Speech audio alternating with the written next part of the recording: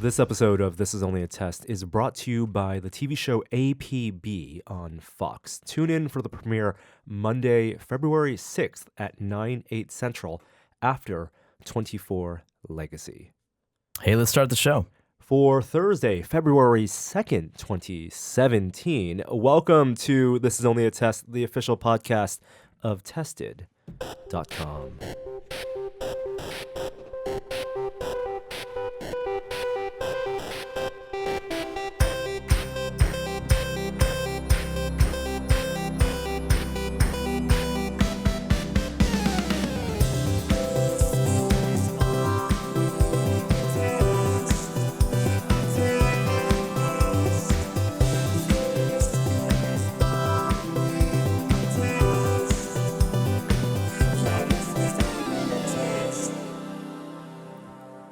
Hello and welcome everyone to this week's episode of This Is Only a Test. How is everyone in the room doing, including my two co-hosts, Kishore Hari and Jeremy Williams? You may talk. I'm starting to feel better. I'm starting to feel a little worse. What? Hey, so Like physically? Jeremy and I were talking. We think Norm is sick, but he does not. No. So I think the listener should help us diagnose based off Norm's mannerisms and his voice whether he's sick or not. I don't feel sick. We'll see. We will We're see. going to crowdsource this. We will Jeremy is sick. You are. I'm all DayQuiled up, though. Oh, I'm all right. ooh, congested. Coffee and DayQuil. And a potent combination. Wow, it's early to get the name for the episode out there. Yeah, wow. Kishore, you were feeling not so great last week. You know, did you have some of Steve Lynn's delicious Japanese Kit Kats? Because those have curative properties. Are those I heard. opened? Yes. Oh, yes. yeah. I had those 2 weeks ago, and I should have used those properties last week. But I used the combination of Diet Coke and NyQuil to heal myself. Okay, NyQuil, DayQuil, and coffee, Diet Coke and NyQuil. It's all about the caffeine and the quill. And NyQuil knocks you out, though. Doesn't that conflict with the Diet Coke? Yeah, All well, right. that's what I'm counteracting the two forces. Wow. it's like a coffee nap. It's all about Oh, equilibrium. Yeah. We talked about that. Yeah. What did you guys do this past weekend? Anything fun? I don't need, it's like all a blur now. I don't know, dude. When you have kids, it's like you shuttle them around to their various activities. Oh, no. What? I don't want to talk about that. That is like such a downer. That is your life like these my days? Saturday is You are like, your child's Uber driver. Yeah. it 5 is. stars, Dad. It's I no, don't stars. get 5 stars. it's no secret that a lot of dads look forward to the week because that's when they can relax. My wife is out of town on a company retreat. So now I'm like single parenting it. So it's even like twice as bad as it is normally. You can't give them iPads or video games or an activity, perhaps. I'm A an model involved kit? parent. Okay. Like Thursday All right. night is science activity night at home, but there's more to do when you're the single parent. Or to marathon, maybe Star Trek Next Generation. That's a good way to raise your children and enjoy All right. a little bit of pop culture. So that and did nostalgia. happen. That did happen. My son and I were finally up to, we finished the 2-parter with Locutus Borg in it. Oh, wow. End of season 3 and That's- beginning of season 4. You know your wow. Star Trek, Best sir. of both worlds, That's right. part 1 and part 2. That's right. Riker's fire at the end. Did he feel that tension, that cliffhanger? Absolutely. He's never watched a cliffhanger before. Like, that's his first ever. And I was Whoa. like, you know how long people had to wait between these 2 episodes? 6 months. I said all summer, but it was even more than that. Yeah. And I was like, maybe we should wait that long just to feel it. Well, he doesn't watch Game of Thrones. He had to wait like a year and a half That's right. between seasons. That's right. So we get that today too. That's right. Did the whole like climax when Picard's like sleep Data, did that still work? Oh yeah. Why wouldn't it? I don't know. I just felt like that. There was some hokiness. It's in a little line hokey. from what Crusher says next. He's like, he's so tired. Oh no. You got to understand. We just watched seasons 1 and 2, so like we're in good territory now. Now, we haven't had, and we should do regular check-ins. I am in favor. Let us know if you would like us to do regular check-ins with Jeremy and what it's like to show your child TNG for the first time, because I am fascinated. I remember fondly my first time watching Next Generation when it was syndicated. Season 3, the outfits change. It was a big deal for Star Trek fans. How did you explain that to your son. I didn't catch that. You know, he's fascinated by the opening credits and how they changed the music and the graphics from seasons 1 through 3. And when we finally got to season 4, episode 1, he was like, "Oh, they didn't change it." Wow. Like that was something he was looking forward Maybe to. your son wants to be a editor, a Yeah, video editor. Maybe so. Maybe so. Yeah, or a composer. Jerry Goldsmith did all the music for all the Star Trek shows. So you're saying that the uniform change isn't explained in the show? It's not explained. It's never explained. Yeah. Of course, it's a perfect place for apologetics to come in, where the fans make up the theories, and even the producers have some kind of they have their own logic. For example, Voyager. So typically the costume changes happen one arbitrarily in between Next Generation, between seasons 2 and 3. They went from the one-piece jumpsuits, and the practical reason was they went to a two-piece, and they did a redesign. It was easier for the costumes to put on pants and a pullover. And then right? Picard could always just do this. And then you had the move. famed Picard maneuver, which is not the actual Picard maneuver that he does in the context of the show. The Picard maneuver in the show is what he used against the Ferengis, where he went in light speed, and it looks like there's two ships at once, the Stargazer. But the Picard maneuver that the fans call is what his tug. So something you should call it to Peter is the tug. Oh yeah, sure. So when when Picard sits up and he does a bold move, he pulls his shirt down, and that's something he can only do with the new uniforms in season 3. Now going forward, there is another big uniform change in Star Trek Generations. They redesigned it, and it's the weirdest thing. So when you get to Star Trek Generations, the first half of the movie, they start off with one type of uniform, and then the second half with no explanation. And no time shift? No, it's within, like, no jump forward in time. Oh. It's within, like, for one day, Picard woke up and put on these clothes. Next day, in a later scene, he's wearing the same clothes that they introduced in Deep Space Nine, which is what they call the space jumpsuit.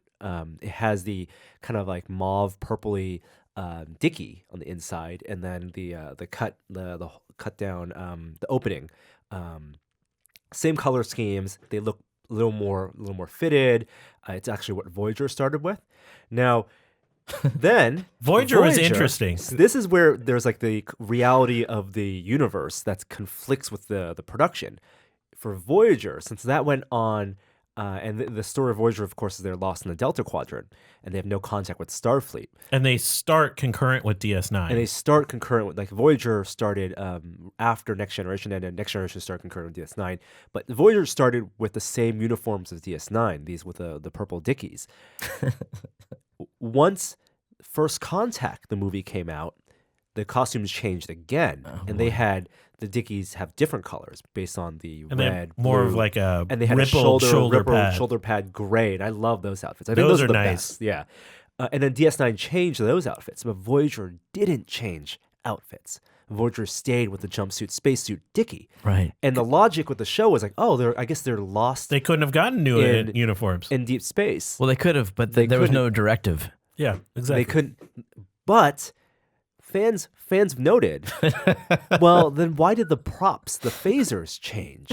And they got the new First Contact style phasers later in Voyager, but not the uniforms. And so the apologetics explanation is that those are programmed into the replicators, that once they amassed enough computational data, or so they would unlock the new weapons. But Voyager, in wanting to conserve energy because they had limited resources, they didn't need to re-replicate new clothes because that wasn't life essential. Now, correct me if I'm wrong. I believe this is season 4 of TNG.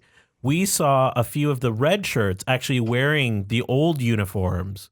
Yes. And the right. crew with speaking parts wear the new uniforms. Yes. That felt like we ran out We of ran out of uniforms. new uniforms. Wear this Absolutely. old one. The only thing I can add to this conversation is you mentioned the Picard maneuver. Yes. That is actually a pinball maneuver.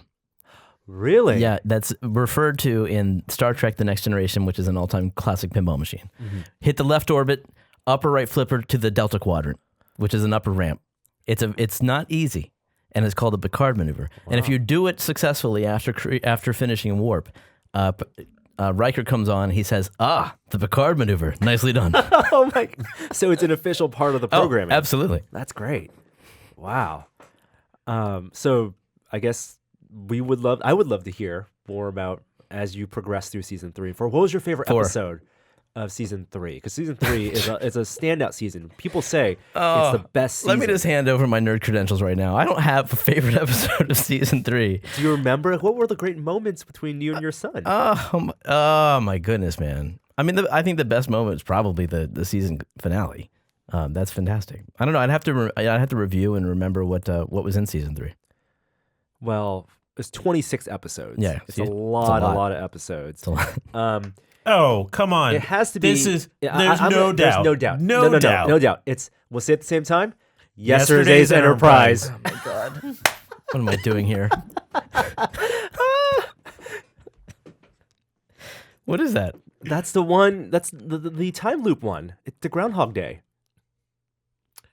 Kelsey Grammer comes through the wormhole. That's right. It was Really? Kelsey Grammer at Oh, the end of see, that. Oh wait, no. I'm sorry. I don't That's know not. That's whoa. That's cause and effect. Oh my gosh. Is that one? Yesterday's Enterprise is Tasha Yar coming back. Yes, exactly. Like basically a ship is stuck in this sort of like wormhole thing, and it causes a time shift where now like the Federation is at war and they're kind of losing the war, and Tasha Yar is alive, and Guinan is like, I feel like something's wrong here. It's an alternate universe. The whole Yeah. episode is set in an alternate reality where Tasha Yar is still alive. I didn't see that one. I think my 3 son pips. He watched a few with my wife. 3 pips. That's got to be the one of them. That's did what I you- remember about that episode. Did you like the Q episodes? I like all the Q episodes. So there's a Q episode. Deja Q was in season 3. Q loses his powers. He floats naked in front of the Enterprise and drops down. Oh, that's where like Corbin Burnson from LA Law takes away his powers? I think so. Yeah, yeah. Nope, I didn't see that one either. What do you mean you didn't see it? I guess I didn't watch as many as I thought I did. Well, there are 26 per season. That's a lot of episodes. I thought Q was ordered never to engage with the Federation again. Q is the bookend for the series. It's all about Yeah. Q's judgment of humanity. Yeah, I know that's how it starts out. I forgot that's how it ends. Yeah. That's how it ends. I do.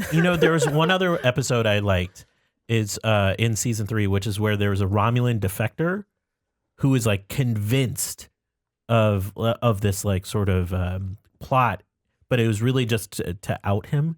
It was this great sort of intellectual episode where the Romulan Empire just messes with that one person. All right. Well, pay attention, maybe a little more attention to season 4, Jeremy, because we're gonna quiz you, and I would love the weekly updates if you are watching on a weekly basis of reactions. I'm sure everyone wants weekly updates. We're gonna see. Is it season 5 that is how many lights? Right. Yeah, All right, are we moving Oh, on? I'm so excited. I know. We're living What? we're living Say it. vicariously through your shared experience with your son. Let's go.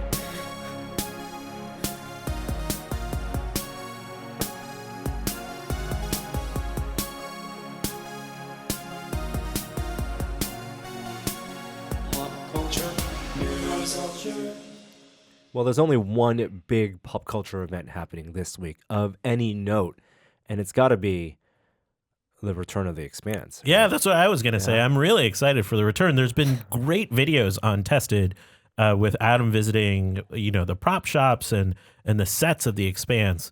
And I've read the books. Have you read I any have of the not Corey read the books? books. I've only been following the show. No, I haven't watched the show either because I don't have a whole lot of faith in the Sci-Fi Network. But you're saying this is good, huh? The show is excellent. It's ambitious, and I would say season 1 spent a lot of time building that world, and that's not easy to do. And so there's a lot more intrigue than action in season 1. And having read the books, season 2 is going to have to shift the other way. There's a lot of stuff that's going to start happening now that the world has been built, like the mystery, the players are all at the table, the kind of villains are starting to show themselves. And I loved it. It's a high production value show, also. Really? and which something you can see it on screen, just not only in the visual effects, but the costumes that are made, the sets that are made, and we really got a good glimpse of that as Adam went back behind the scenes and visited, as Kishore said, the wardrobe department, the prop departments, and went on set for some of that shooting. But also, didn't want to bear the lead. We do have the Super Bowl this weekend, which is maybe for people outside of the podcast, the biggest cultural event, at least in the United States. You're down with the Super Bowl? Yeah, I'm all about that Lady Gaga halftime. So excited. I'm more about the Schuyler sisters singing "America the Beautiful." Wow, Is that that's right? a deep Did you cut. not know that? No. Yeah, That sounds good. the original Flippa Sue. I've read all three of the original performers. Angelica, Eliza. Eliza, Not Peggy? No, Peggy's there. Oh, yeah? Peggy, yeah, and Peggy. She confides in me.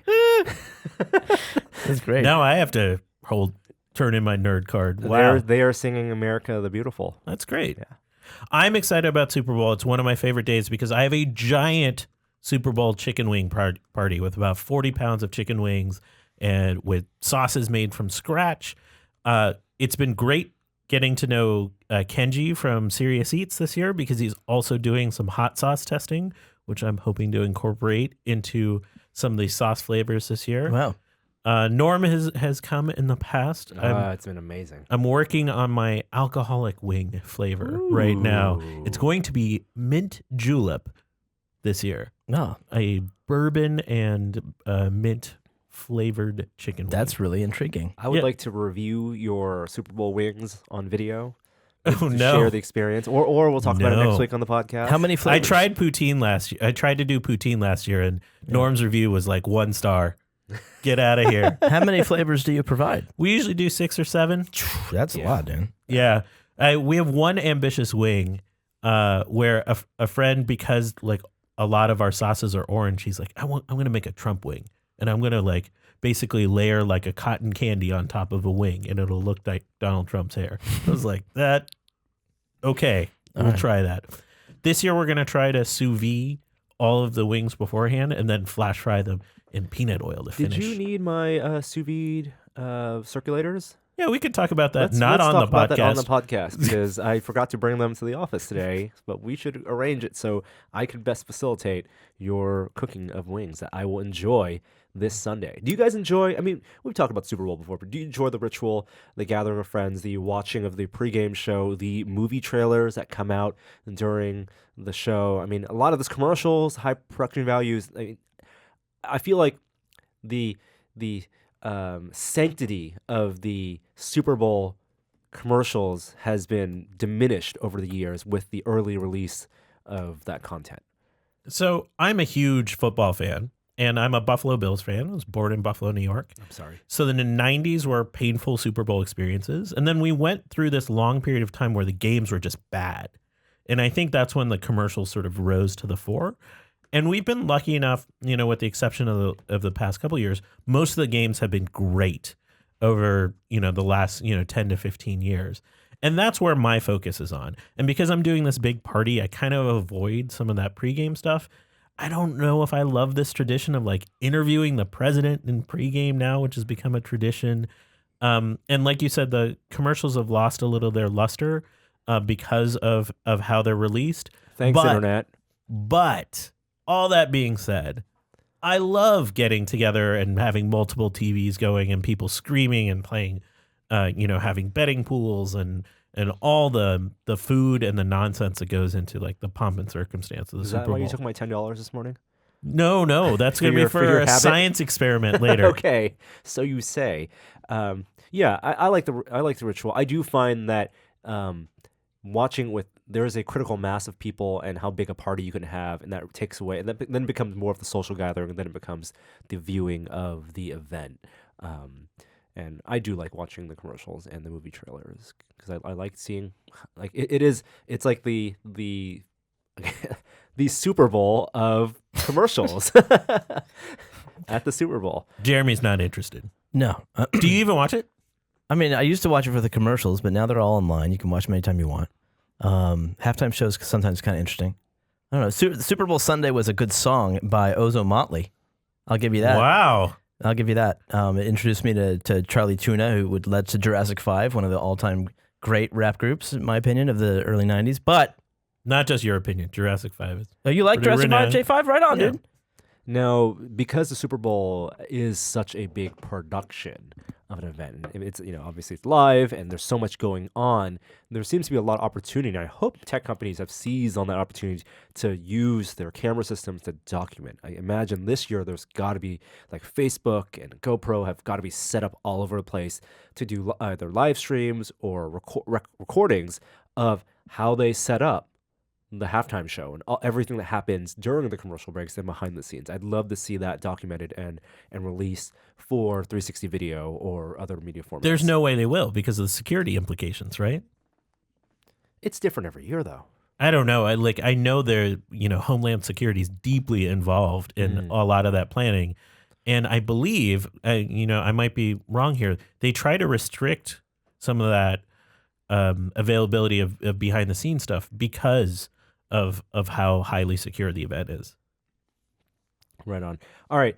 So maybe we'll talk a little bit about post Super Bowl stuff next week. But back in terms of movie content and things that our audience, we know they're excited about. Some Star Wars news. This is good. Yes. So we Is know it good? Episode 8 is coming out. We here's- talked about Last Jedi. But in production now is the Han Solo standalone film. The first, Young Han Solo. That's right. Definitely confirmed a young Han Solo. I'm not going to say it's an origin film because we don't know if well, it's an origin he's film. certainly younger. He's younger for sure. And now that what you're about to talk about, the cast member who was announced. yeah, so a couple of the cast announced, of course, Donald Glover, and I always forget the guy's name playing Han Solo. He's from Hail Caesar. I'm sure his name's going to be like everywhere once the movie comes out. But now you also have Woody Harrelson. Yeah, and a being little cast. shocking, I'll grant you. But I was thinking, okay, I don't know. I don't know if I want such a familiar face in my Star Wars. That's right. But, and there's somebody who you just associate so many characters with, but when you read about the character he's playing, you get it. You say, okay, no, that might work. So, mild spoiler for those who are listening. If you don't even want to hear this, Well, that goes Even without the saying. name of the character. Yeah. okay, so here now we you go. can Next 2 minutes. go. The character's name is Garrus Shrike, which, let's be honest, sounds like a Mass Effect character. But it's not a new name, right? This is part of the expanded universe. It is. Like the now no longer canonized, or is it canon? I think it is. They are cherry picking. The EU, they cherry pick, so you have like Thrawn going to the Rebels, but may not be the one that the EU fans have been familiar with. So this is from a story that was in episode 7, right? This is It was older book. It was a book called The Paradise Snare. Oh, you're right, 1997. Yeah. That was a while ago. And it was the Han Solo trilogy, which is young Han Solo in book form. And a lot of fans, I know Wes, for example, love this series. You had a lot of the mythology of Han Solo being brought up in here, including how he developed his blaster, things they allude to in episode 7 or in episode 4 about, not just the Kessel Run, but also like why he's such a rogue. Yeah.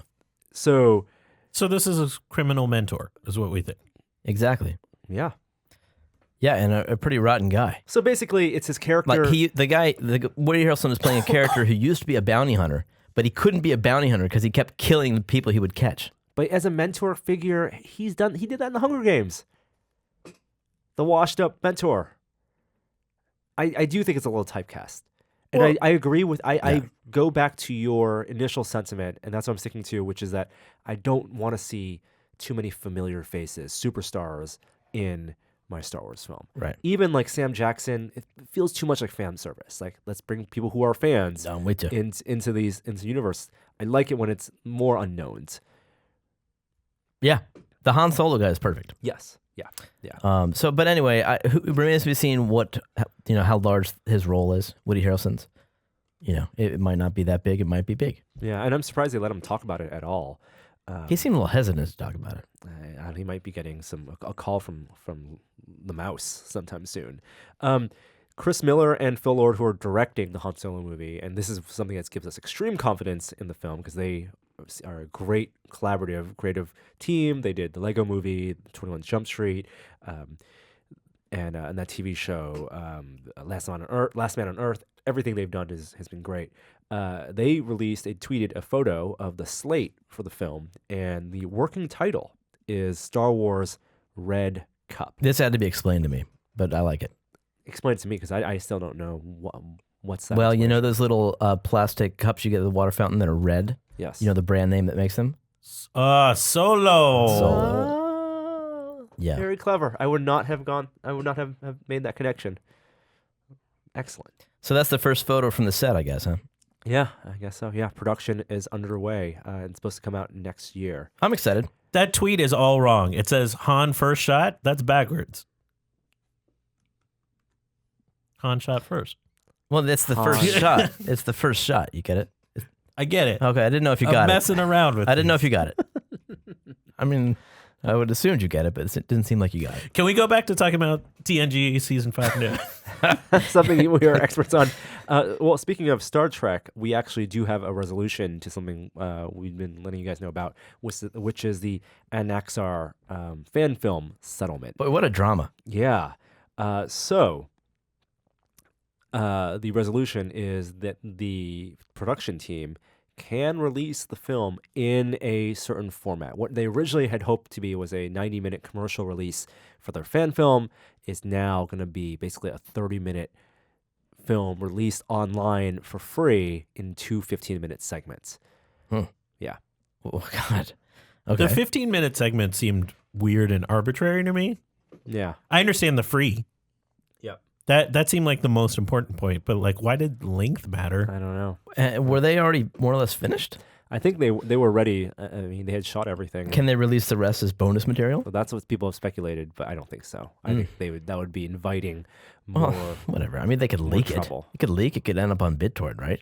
Yeah, I suppose so. I mean, if it's all free anyway, it'll end up out there. yeah. And here's your YouTube 15-minute cut, and here's the leak. I mean, Oops. I think it was more about them maybe wanting to make money off of this. Yeah. I'm sure that's what it was, but I'm glad that there's settlement because enough with this story. I mean, they also clearly spent money on it, though, right? Yeah. So there's an investment. Well, they did a crowdfunding campaign, which I think paid for a lot Yeah. of it. Do you see the news on Discovery? Yeah, the we didn't official cover this. CBS Star Trek show. So that also showed its first slate, and that is now in production. There was a big, I didn't like the social video they released that like Star Trek began with, 50 years ago with Gene Roddenberry writing Star Trek is, and Star Trek is will begin again. I just want to see a show. How is that not in production yet?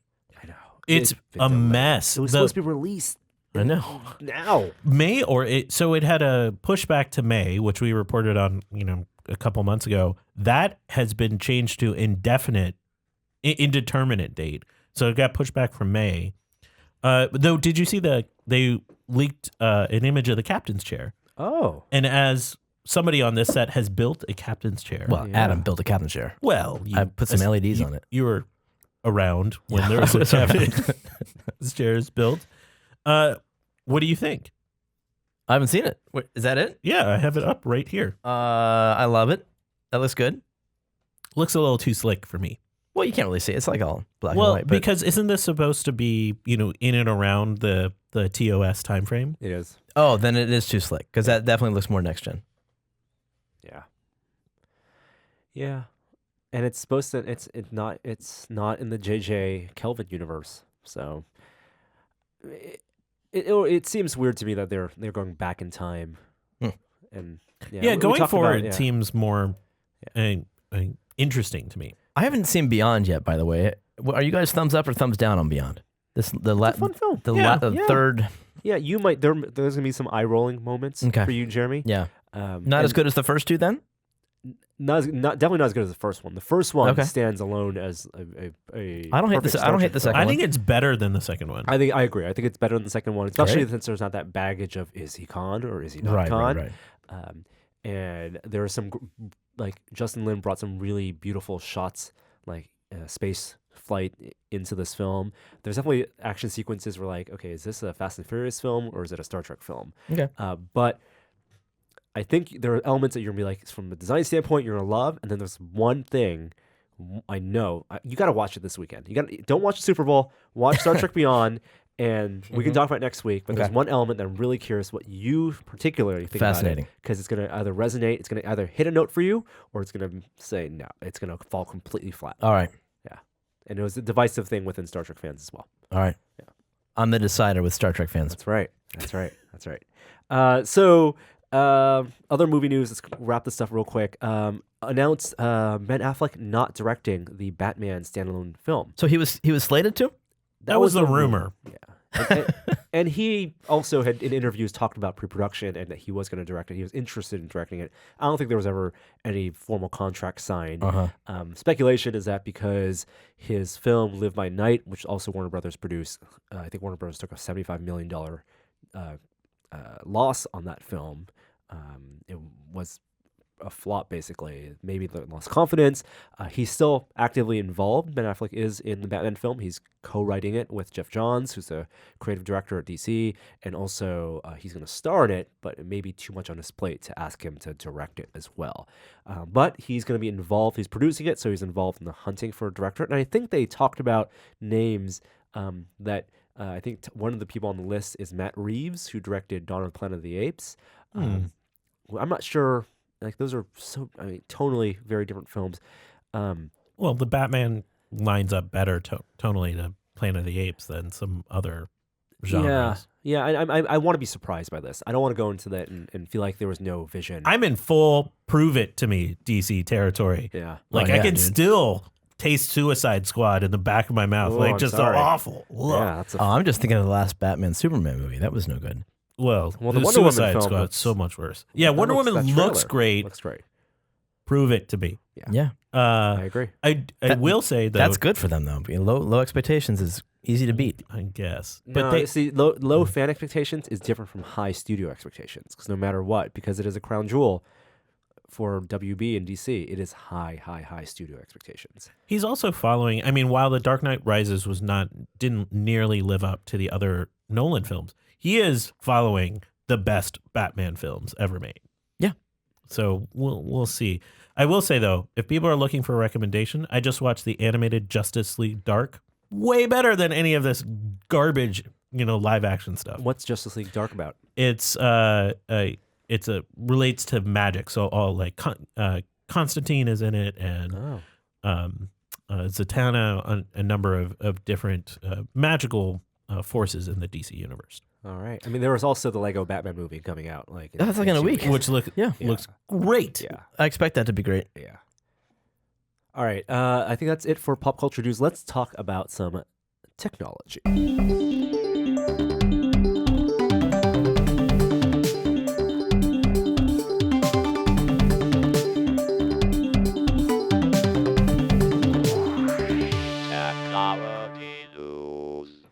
All right. We typically do not go deep into financials of companies. We don't care about how much money they're making. But we did have a lot of, we were in that time of the year where Q4 reports and earnings come out. And on the Apple side, Apple has returned to form. They sold more iPhones this quarter than they did a year ago. Return to growth. Man, I was trying to set it. I took a stand against the headphone jack. Yeah. I didn't buy the iPhone, and people weren't with me.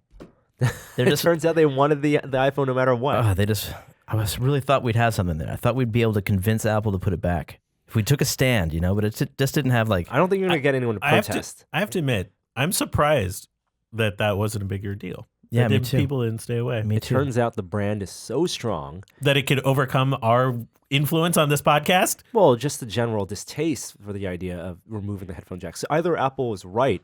Again, their argument that they were courageous to do it, I think, is still suspect and I think not valid. But from a marketing standpoint and from a product standpoint, it mattered less to people that there was no headphone jack, and maybe it mattered more that they had features like the 2-camera system, because that has been the best feature, the dual camera, the depth mode. Is the Plus selling better than it did a year ago? So I don't know if they break it down that much. Okay. And it's also like they talk about how much. They don't talk about units. They talk about how much money was made, and obviously with the introduction of the Plus model over these past couple of years, there's an extra $100. So average selling price is higher. So I think you can look at numbers like if the average selling price is higher for iPhones year over year, and that means the Plus is selling better this year than last year. But with these earning calls, they do take time to answer some questions from analysts and the press. And one thing that you take everything they say with a grain of salt, because obviously they want to bolster the image of their company. iPad sales are down this year, but Tim Cook says iPad Pro customer satisfaction is so high, and there are lots of exciting things coming in the next couple of months with iPad Pro. Big thing I took away though was him saying that he still thinks that the smartphone market is in the early innings. What? Yeah. Yeah, he said that before. Like, it's got another 4 or 5 years in it.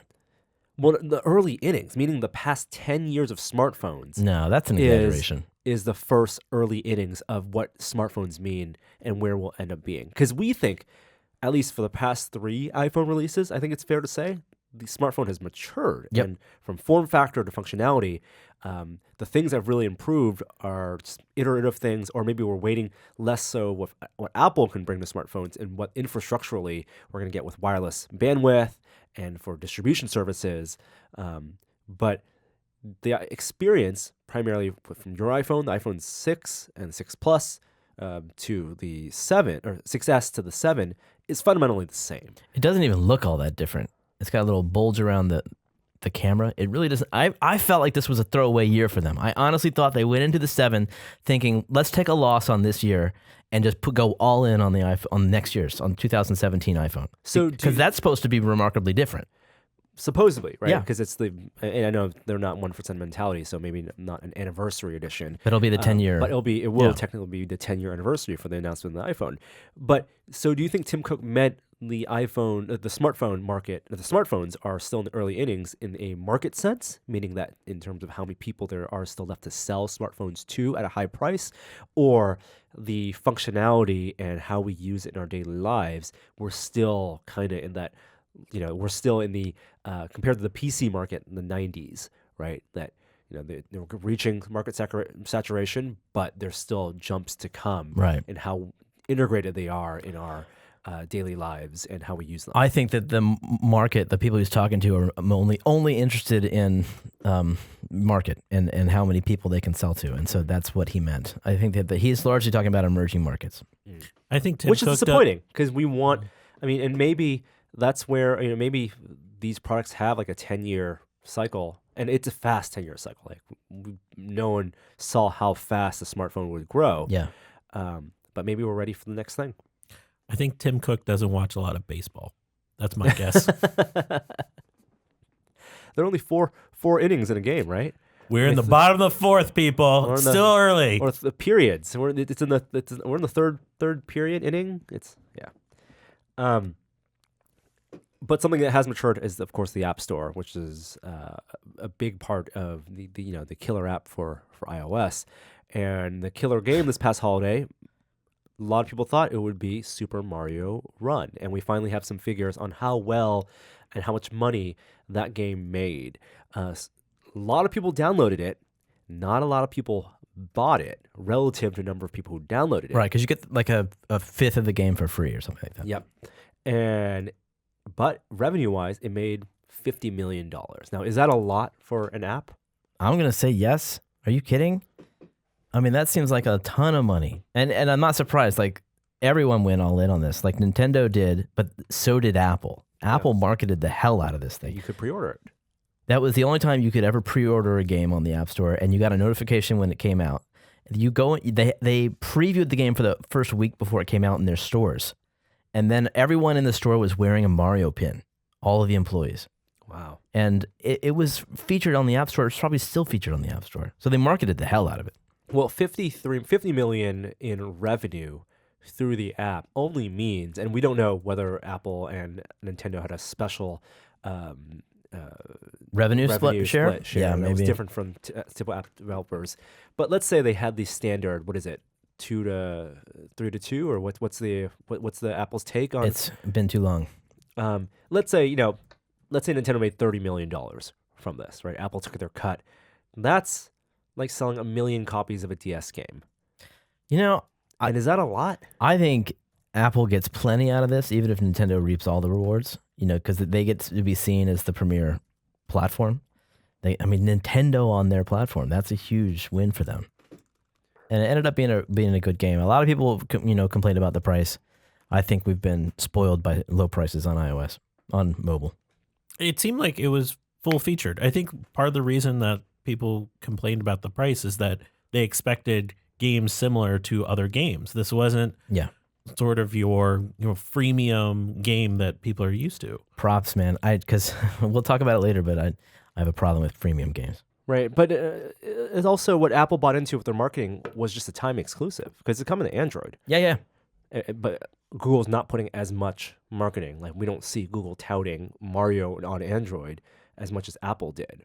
So it's an interesting relationship, and clearly Apple sees more value in promoting itself as a legitimate. Maybe I mean iOS devices are legitimate game devices. There's no question about that. But in the minds of it being comparable to the console experience, there's still a lot of money there because that's the audience that is used to paying a lot for content. And not paying for just freemium content. Yeah. Or the PC audience. Moving on, speaking of the PC audience, there's a new version of Windows that might be coming out soon. Windows 11? No, Windows 10 Cloud Edition. Oh, that sounds horrible. Windows 10 Cloud Edition. I know. I think it's a terrible name because exactly what it evokes. What do you think when I say Windows 10 Cloud Edition? What do you think that means? Fees. I was gonna say apps in the cloud. Well, you've read the story, Kishore, maybe. Oh no, I saw some tweets about this, but I didn't actually read the story. Yeah, so Windows 10 Cloud isn't a version of Windows 10 where a virtualized version where you just run it in the cloud. Theoretically, or the rumors are that Windows 10 Cloud is going to be a version of Windows where you install locally, but you can only install universal apps through the Windows 10 store. You can install your x86 apps, but they have to be through the store. But what's a universal app? So there are universals. The Universal Windows platform is an app that can run on the mobile version and the desktop version with the same code base. So the rumor is that Microsoft's going to have a version of Windows 10 where you can't just download an exe file and install, but you have to go through. Well, you can, as long as it's not a universal app? No. You have to only use universal apps. Whoa. Yeah. Oh, my God. You can only run apps that are downloaded through the store, which the argument would be that it's to improve security. There would be a lighter weight, more secure version of Windows. And this isn't to replace Windows 10, but this is on the lower end. This is the new Windows RT. Okay. And remember, RT, you could only install apps from the store. But the big difference with Windows RT was that RT was ARM only. And what's the price on an OS like this? Is it free, but since I'm buying all the apps, they make their money through the store? So I think there's nothing official announced yet, but the idea is that it would be to compete with Chromebooks. Yeah, that's what it sounds like. Yeah. And Chromebooks, again, there are no apps to download. It's all web apps, and it's all running through the Chrome browser with a desktop environment that you can have your file management in. But Chromebooks are extremely powerful or extremely successful in both the education markets and the business markets because of their simplicity. Companies like handing out Chromebooks because they're cheap, they're lightweight, and they're secure because you have only approved apps. You don't have malware. And schools too, they love the Chromebooks because they're inexpensive, and all the kids only use stuff on the web. It's all web apps. Yeah. So you can imagine a version, a Chromebook-like form factor for a Windows 10 cloud computer that runs, Office 365 and whatever else is in the Windows 10 store. Are there competing browsers in the Windows store? Can I get Chrome? Yeah. Yeah. Yeah, because you could have Chrome. So there are free apps as well. Yes. Okay. Oh, absolutely. Yeah. I read an interesting story this past week about. Did you see? I see this Kickstarter, Fidget Toys. Yeah. Yeah. God, I mean, when that launched, I was shocked by how much money he reaped. Yeah. And now look what's happened. Well, so the full story is there was a Kickstarter for this widget. Basically, it looks like a die, like a 6-sided die. Except instead of numbers you have on each side, you have these like things you can fidget with, buttons and switches and scroll wheels. And the idea is that you can hold on to this, and it's the 21st century stress ball that if you fidget and you like scrolling and you don't want to wear out the scroll wheel on your mouse, you can hold this in your hand and just fidget with it. And it was a hugely successful Kickstarter. How much money did they raise? It was like, I want to say it's in the millions. Yeah, that's what I think too. Fidget Cube, My man, he raised waiting on Google.com. Did it have and I don't think they've even delivered yet. No. It's been your very typical Kickstarter story where you found a ton of success, $6.5 million. $6.5 million, hundreds of thousands of backers, and they were unable to fulfill because they couldn't scale and they didn't anticipate this demand. Well, it's not they couldn't fulfill; they just weren't first to market. Yeah. Well, that's the real story. That's the here. thing, isn't and it? so there's a CNBC story about there's a whole market of people, or there's these entrepreneurs who use Kickstarter as free market research, and there's one guy, and they don't give his real name. He goes by Jack, and he saw this fidget cube, saw that it raised $6 million, thought he could get a product, a very similar product, almost exactly the same, to market faster, had contacts in China and Shenzhen, sent a couple $1,000s, get product samples, and then sold $350,000 worth of his copycat product because he beat the Kickstarter to market. And it's a cautionary tale because a lot of times the Kickstarter ideas, you need, it's people are using it as pre-order systems, or people are using it actually as genuinely to raise R&D funding, but you're putting your idea out there.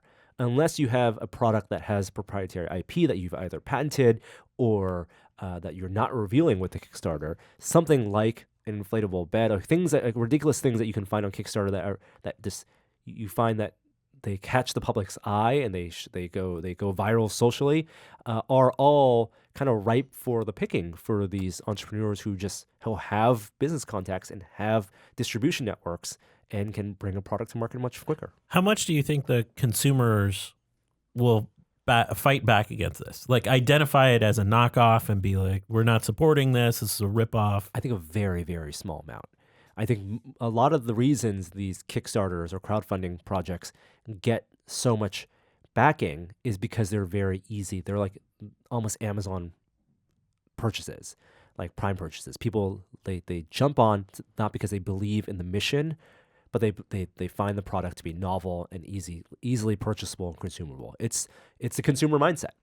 And if they can go, cancel their backing because they can get a very similar product cheaper and faster, they're going to do that. Well, but they're under the project creators under no obligation to, to give refunds. That's right. And Kickstarter is out of the picture by the time this happens. Yeah. But once the 30 days is up, your Kickstarter's over. Kickstarter's done. Yeah. So the guy doesn't have to give refunds to anybody who requested. Maybe he didn't. I don't know. That's quite a lot of money. Would you? Would I have? I mean, maybe not, honestly, because I think not too. It's, you have gone and you have made that thing that people purchased and they understood it. I mean, if he is not meeting his milestones, that's one thing. And he's got to, be honest about that. But I think this is actually a really good thing because it encourages people who launch Kickstarters to be aware of their quantities and to have contingencies if they are very successful, and to think ahead about these kind of problems. And also be aware that by putting yourself out there on Kickstarter, like again, unless you have proprietary technology or patents, and even if you have patents, someone can rip you off, and then you're in the litigation business. That you maybe can't build a company on that. And we know companies like Pebble couldn't build a company even though they were making a unique product at the time. But when you have, an idea that could be a great idea and, but it's easily copied, it's a risk that you put out there. And I got to tell you, I'm sure that the guy who did this Kickstarter was aware of that. Like, every moment your product's not out, someone else could release something that competes with it. Yep. So there is definitely time pressure, and I feel bad for him. Yeah. But this is the free market. This is exactly this is a natural thing that should happen. Yeah. And the protections move often too slow. The copyright protections and because these happens so fast. We're talking about, as opposed to they send the article a 6-month development cycle. You can get something out in a couple of weeks, as long as you have the contacts, and you can make something go viral, which is a little bit of of marketing with just buying some Instagram ads. And isn't this only really going to affect a small set of devices, though? What do you mean? Well, because this Things that can be cheaply and easily yeah, manufactured. this got ripped off because it could be quickly adapted. I But think that you're right. for a lot of the electronics items that we see on there, like if there's like a drone or some other thing that's more complicated. This was the perfect thing to rip off. Yeah. Yeah, you're right. Like a game or something like that, even a card game where you don't have all the variables. Yeah, you're right. And I think when you talk about something like a card game, a lot of times you're backing not just the game itself. You are backing the mission, the people behind it, Right. and that isn't something that can be duplicated. Yeah, I'm not going to buy Monopoly with an eye. Like even if it comes to market quicker. What are the most recent Kickstarter projects you guys have backed, or the crowdfunding projects? I'm curious. Oh, I backed something called the Foo Show. That might be the most recent one for me too. I've done more Patreons actually than Kickstarter, which isn't. I mean, it's a recurring thing, but I really feel like there's more of an immediate sense of reward with those, and there's a more immediate sense of like supporting the arts with those, and not just manufacturing. Because the Kickstarter projects that you typically back are more media based. Gadgety, yeah. Yeah.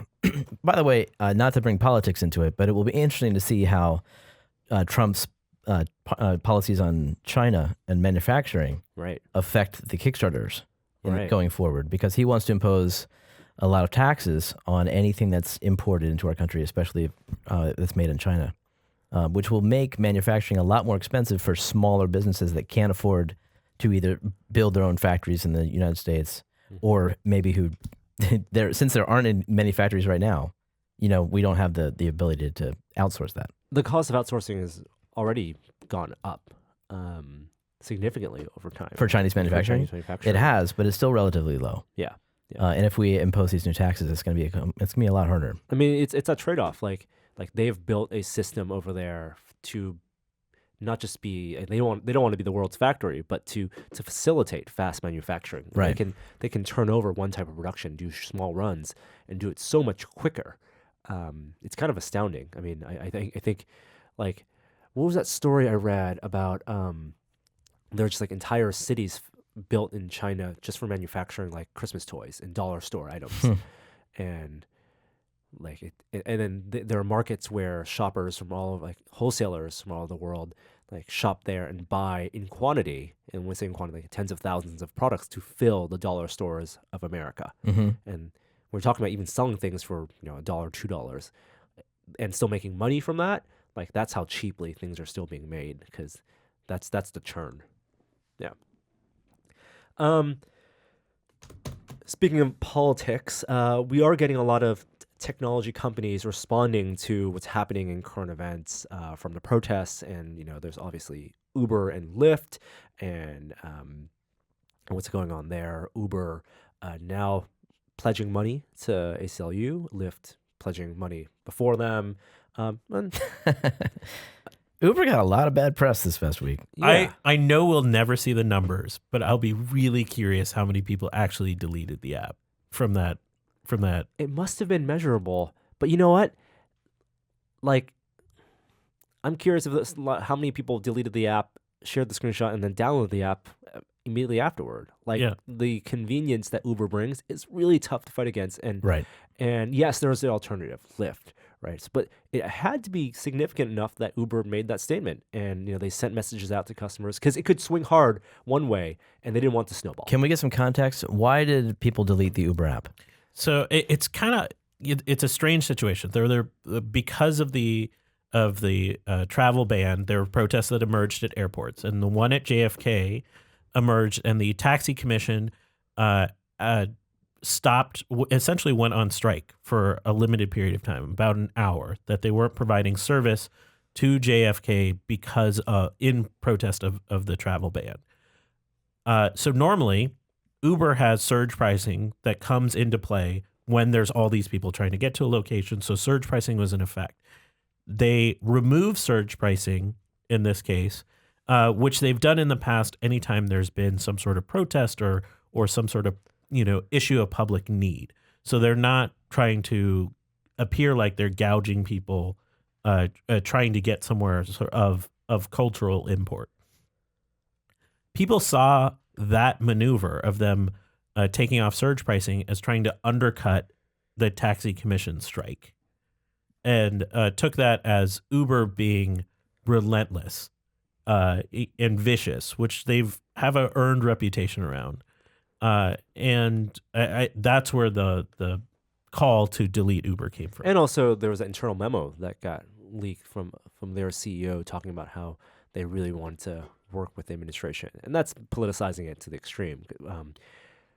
But I don't like the truth is somewhere in between, I'm sure. Yeah, and you have to remember, like David Plouffe, who was like Obama's chief of staff, is like heads communications at Uber. So the politics go both ways within that organization, I'm sure. It was just there was some mob mentality too that took over, of people being like they were looking to be angry at something. And the thing is, like when you need an Uber, you install the app. I mean, if they deleted the app, that's one thing, but will they actually stop using it? Right, absolutely. Well, one other maybe positive thing, or maybe we'll see if they actually came from the protests, but Twitter is finally responding, and Twitter has become more relevant than ever, at least in this sphere, in the tech community, in being vocal about politics these days. And Twitter, their VP of engineering announced, of course, via Twitter, that they have heard the users' complaints about abuse on its platforms, and is finally starting to address that faster and rolling out product changes in the coming days and weeks. Isn't this like a year late? It is way late. What It's the hell? way late, and also not being very specific. Yeah, which is how they've always responded to this in the past. It feels like lip service. Until they, I think Twitter has to demonstrate action on this, and the impact of this has been shown. Like Twitter as a platform hasn't been growing at the same rate as its counterparts, whether it's Facebook or otherwise. And some people indicate that this abuse is part of the reason why. What action would you like to see? I actually would like to see easier tools to report abuse. And right now, I think it's sort of onerous. I'd like to see them take stronger stances on banning individuals, Even if they're verified, even if they, and if you're gonna have a community that purports to be about, exchange of ideas and freedom, those people curb that behavior. So I think it's a stand they can take, and like to see them actually enforce it. I think as it stands, we've only seen like a handful of people ever really get banned off the platform. yeah. And a lot of that, I think, is because their fear of being irrelevant. And their fear that if they push people, even the bad ones, away from their platform, then they're going to lose. They're going to lose to Facebook, which also isn't really doing anything. And really, Facebook, more so than the other network, is fostering some of these communities. I would think there's two things at odds here. There's that identity of Twitter, like going back to the Arab Spring, of being a place of free speech, and that is at odds with the fact that they need revenue, and advertisers don't like that. At least I would think that advertisers don't like this kind of reports of abuse on the platform, because who the hell is going to pay attention to ads on a system where you're getting picked on? It's really interesting to compare a platform like Twitter to something like Instagram. Both on their face, very similar social networks for sharing and building community, one text-based, one image-based. But on Instagram, you're seeing very little of the politicizing, and it maybe speaks to how users see the platform and what they go to that platform for. But Instagram, it's like if you browse Instagram, you would not know that there are a lot of these protests happening as much as if you are on Twitter. And maybe it's working to their Instagram and Facebook's benefit. They can better sell those ads. Well, it's the bad side. It's the downside of being a public company. If there's no reason that Twitter should, they should be able to police this just all that they need to, and they'll make just as much money as they'd ever need. But when you're a public company, you got to keep expanding, and of course they're gonna be terrified of that. And it's not an easy job, even if you build in algorithms to try to help suss that stuff out. Even though I'm a big pro of this, I don't think this is Twitter's biggest problem. I think Twitter's biggest problem is that there's a big hurdle for users to come on board, because it doesn't really know what it is on some level. Yeah, that's certainly true. Yeah. And when you say Twitter is a publishing platform, it's not sexy for those millennials. Yeah. Speaking of algorithms and AI, I think last week we talked about the AI Yeah. facing off against poker players. This big competition of multiple days, weeks of play. Things weren't looking good for the humans last week. No. Heads up poker. But we Texas must have Hold'em. come back. We're humans. We rise above. So do we have an update? Yeah. We got demolished. We got absolutely destroyed. No, say it ain't so. Every human ended up negative, owing money to the robot. And now the robot bounty hunter is going to come collecting. Exactly. The robot ended up, God, like $1.7 million in his back pocket. Yep. So That's it. There's is no it solved? Like the question is, does this prove that heads up poker is as an AI challenge? Is that solved? I think Carnegie Mellon thinks so. And Adding to the list of games that, that's true. and like you said last week, this doesn't mean there's a generalizable AI yet. This is, just really specific AI that couldn't beat you in other domains. That's right. But they do think that this AI has particular skill sets that would lend itself towards that kind of learning, because it heads up, no limits, Texas Hold'em poker. Did I say that right? It involves a lot of unknowns and variables that they have to ascertain, guess at, use instinct, and then you also have to bluff your opponent, know when to bluff, know when they might be bluffing. There's a lot of what we might consider like subconscious thought. Would you like this AI when you sat down to be like, I have a particular set of skills? Oh, I'm walking away. I think it's cool. Yeah. I don't know if it's cool. I do. I'm starting to get a little terrified. The thing is, I mean, Sign me. Where can I sign up to be the avatar for the AI? Hold the cards. I know there must be.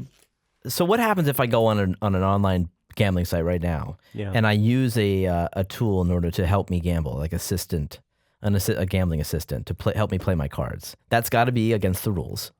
But now, like, if this kind of AI is out there, how long until this gets into somebody's hands and they rule every table? Yeah, it's a good question. I don't know how big online poker is these days. I know it was absolutely big in the thousands. But you're right. Like, there's no way to check that. Like, Yeah. You could just have another computer playing for you, and then you would literally be the avatar for the AI, just inputting That's right. the bet commands on a computer, making money for yourself, giving your AI partner a cut. But then eventually you're just going to have, AI against AI. That's right. Exactly. And it's going to be how convincing is the avatar in making it look like it's a real person to As long beat the Overwatch AI algorithm that's watching to see your bets. As long as one of them's wearing like sunglasses upside down, so they have a little personality to them, like those poker players, I'm all in. All in. I don't know, man. It's going to be a weird future. All right. In a little bit more somber news, a report came last week. We had locally the unexpected sudden deaths of two game developers. One is a game developer. One is his wife was a postdoctoral researcher at a local science institute. And this is all unconfirmed for the most part. But the coroner ruled their death suspicious, and there has been indication that they died from asphyxiation from carbon monoxide. Yeah, CO poisoning. And now they don't know where that CO source would be, and there's still additional tests being run. But one news outlet reported they had a commercial laser cutter in their house that the husband was using to help design one of his games. Yeah, and there's a lot of misinformation going around because of the terminology being used. The report that I read from, I believe, Berkeley side said that there's a 3D printer and a 3D laser printer as well. Well, it is three-dimensional laser printer. Sure, and I got some text from some friends like, did you know that 3D printers can kill people? Really? You got text from people Yeah. because of this news? Yeah, and I'm like, no. First of all, I don't think the 3D printer is at fault here. I don't know what happened, obviously, but I think what the people are concluding is that it was a commercial laser cutter that they had. Now, the story was posted on Y Combinator, and Dan Shapiro of Glowforge immediately responded they and say Glowforge was not involved in this. It was not a Glowforge. But it speaks to a point of like we don't know whether they were running, and if it was the laser cutter at fault, if they were running a high-end commercial one or a hobby laser cutter, a CO2 laser cutter. And if so, the point remains, if you are looking to buy a hobby cutter, like, or even a professional cutter, like safety is the number one thing. And I don't think these people, like, I can't believe that they weren't safe, and because it sounds like they were educated and a lot of experience using the machines.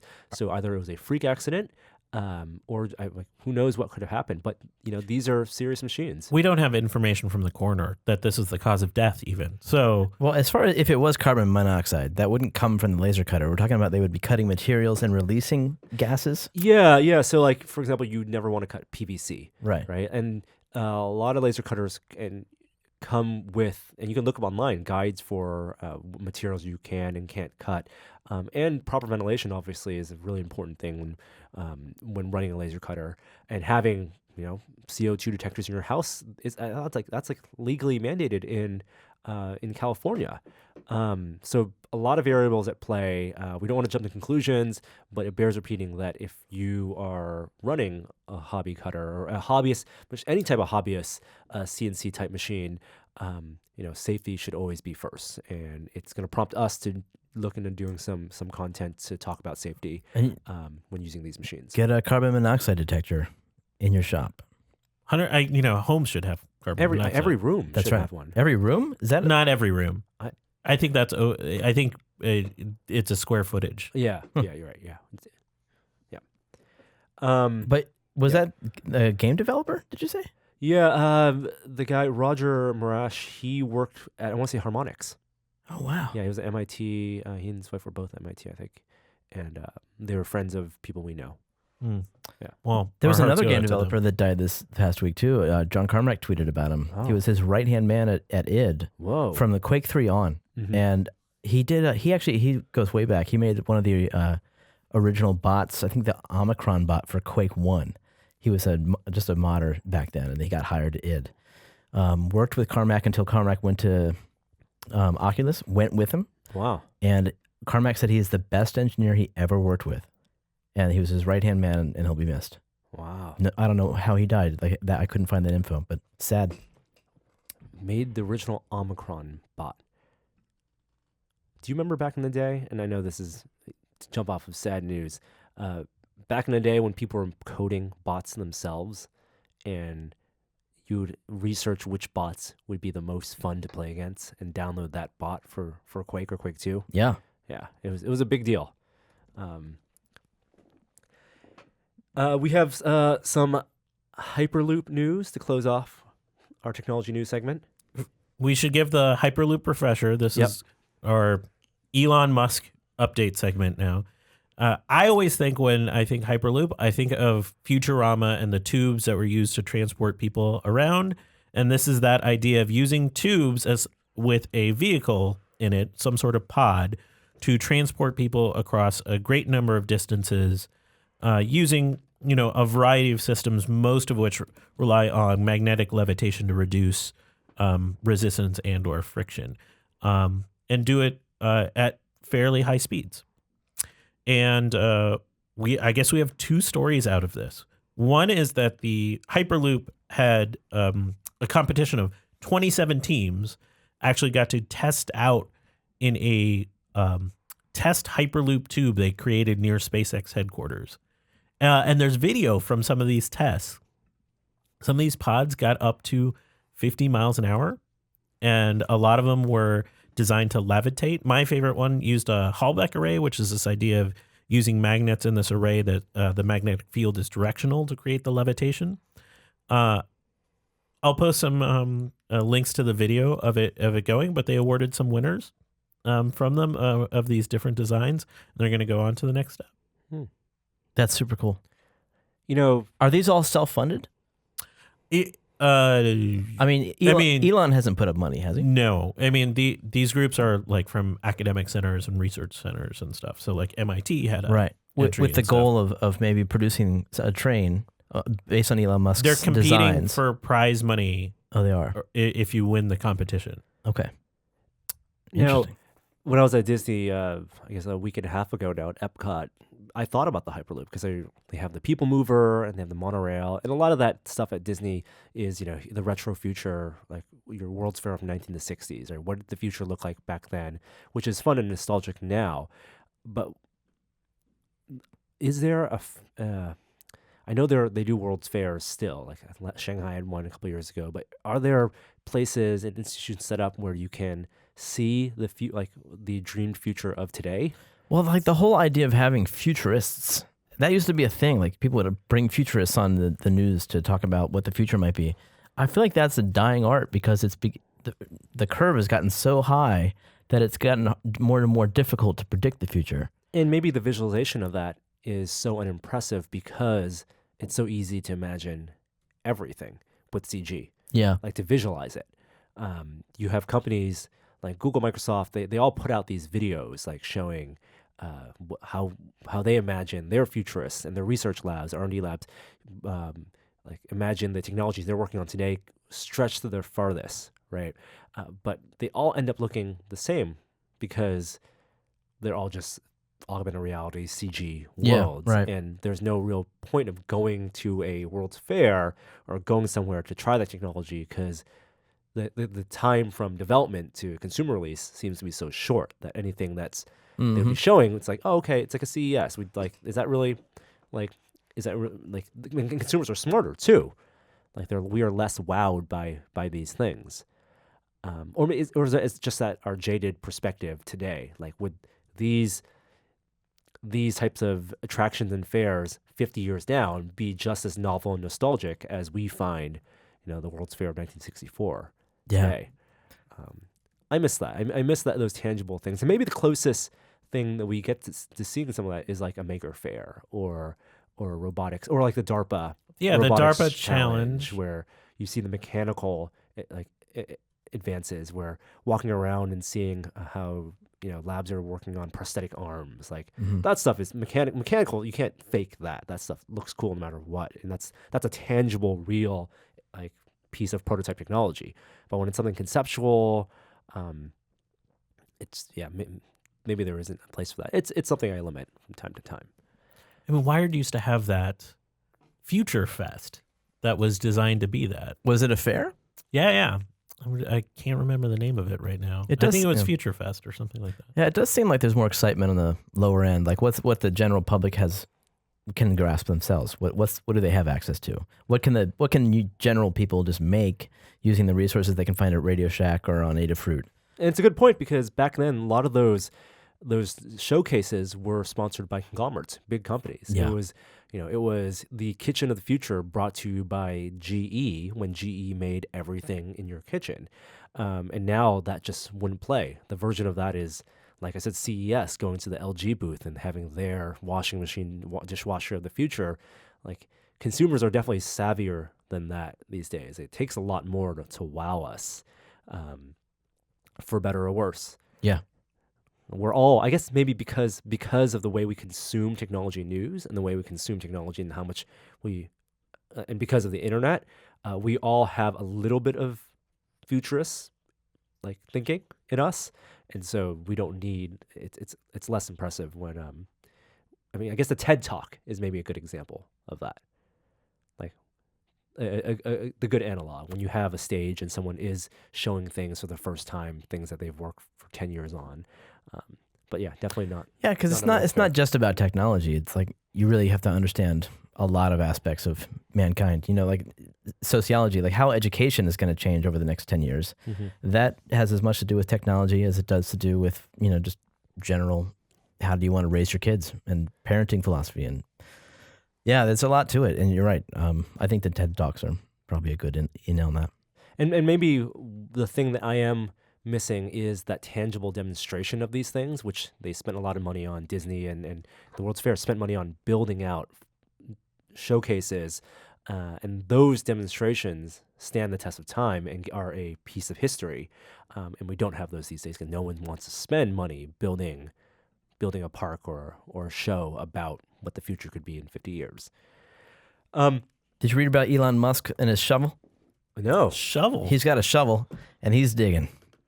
Where's he digging? Where he's allowed to. Now, I guess he's upset about the traffic in L.A. I don't know. He might not be alone. Okay. But I think maybe he's upset about the traffic in LA, and he's considered what would it be like if there were a networked series of tunnels underground that were 3D. You know, not just like one tunnel, but 30 layers of tunnels. You're talking about the screensaver maze, the pipes. Yeah, With the Windows screensaver pneumatic pipes. tubes. You put your car That's where he got the idea. into a little capsule, and you got shot to your destination. I always like the idea that his inspiration's coming from Dig Dug. That's amazing. Yeah, it's not bad. So, like, it's the basic principle here that, like, we can only go up so much, and that's a limitation. So, what if we go down? He says it's perfectly plausible to consider some sort of three-dimensional, traffic system in the sky, but it's probably more feasible and more realistic to consider going downward. So he wants to consider an array of tunnels in order to alleviate the traffic congestion. Is he building robots in Los to dig Angeles. these tunnels? Well, no. So what he's doing is he's dug a hole on the SpaceX property where you're allowed to dig without any kind of government approval. Okay. And it's a test hole. It's like 30 feet by like 70 hole. feet. Like I love it. 30 by 70 and like, I don't know, like 30 feet down or something like that. And all the dimensions are right here. So, what is he trying to figure out in this first iteration? 30 by 50 by 15 feet deep. That's a hole. Yeah, it's a serious hole, and it's a test trench. And all he wants to do is improve the efficiency of boring. Oh, that's a big deal. So he's testing. So he wants to get to the. I mean, when you talk about dreaming up a future where you have an infrastructure of tunnels, Yes. which I actually think I can see that making a lot of sense. Yep. You want to automate that. The only way that's actually built out is if you have robots dig all your tunnels, build infrastructure.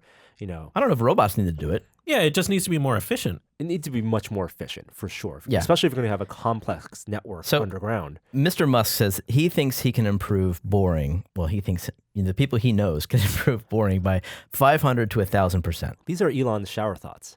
Again, once again. I remember he tweeted these like, I a boring company. The boring company. And I love that he can just have this happen on a whim. Like, go dig a hole, see what you can do. And I love this quote. This is a Wired article, and the quote is, "We have no idea what we're doing. I want to be clear about that." That's great. Does that make it okay for him to do it? To just say, we have no idea, but we're doing it on private property? Anybody who's experimenting with boring efficiencies starts out at that place, and he just doesn't have the ego.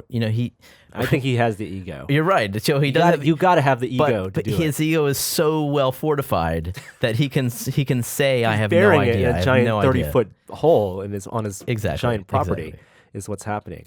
Those SpaceX like mass emails must be weird. Like, hey guys, we're digging a hole. That brings us. So I want to remind people the sponsor of this week's episode of This Only Test is the new upcoming Fox show, APB. And Fox, what they wanted to do was something we haven't done before. They present a talking segment on our podcast, something about technology. The show is essentially, it's about a Tony Stark or Elon Musk type character, billionaire, CEO of company who takes over a police precinct in Chicago and introduces technologies like drones and tasers and tracked cars and apps to try to solve crime. And it pits the question of what would happen if private companies or a single person with the resources went into the public sphere. So I got 3 questions to pose to you guys that I want to discuss that are related to this concept. And I think we touched on a little bit of this when talking about Elon Musk. If someone like Elon Musk was given free reign to just control, let's say, an area he's interested in, transportation clearly, whether it's through boring tunnels or through electric vehicles, transportation in a city, what would that city look like, and would you sign up? Free reign? Wow. Yeah. Are we talking about we can teleport into the future after he's already accomplished his infrastructure changes? No, I think.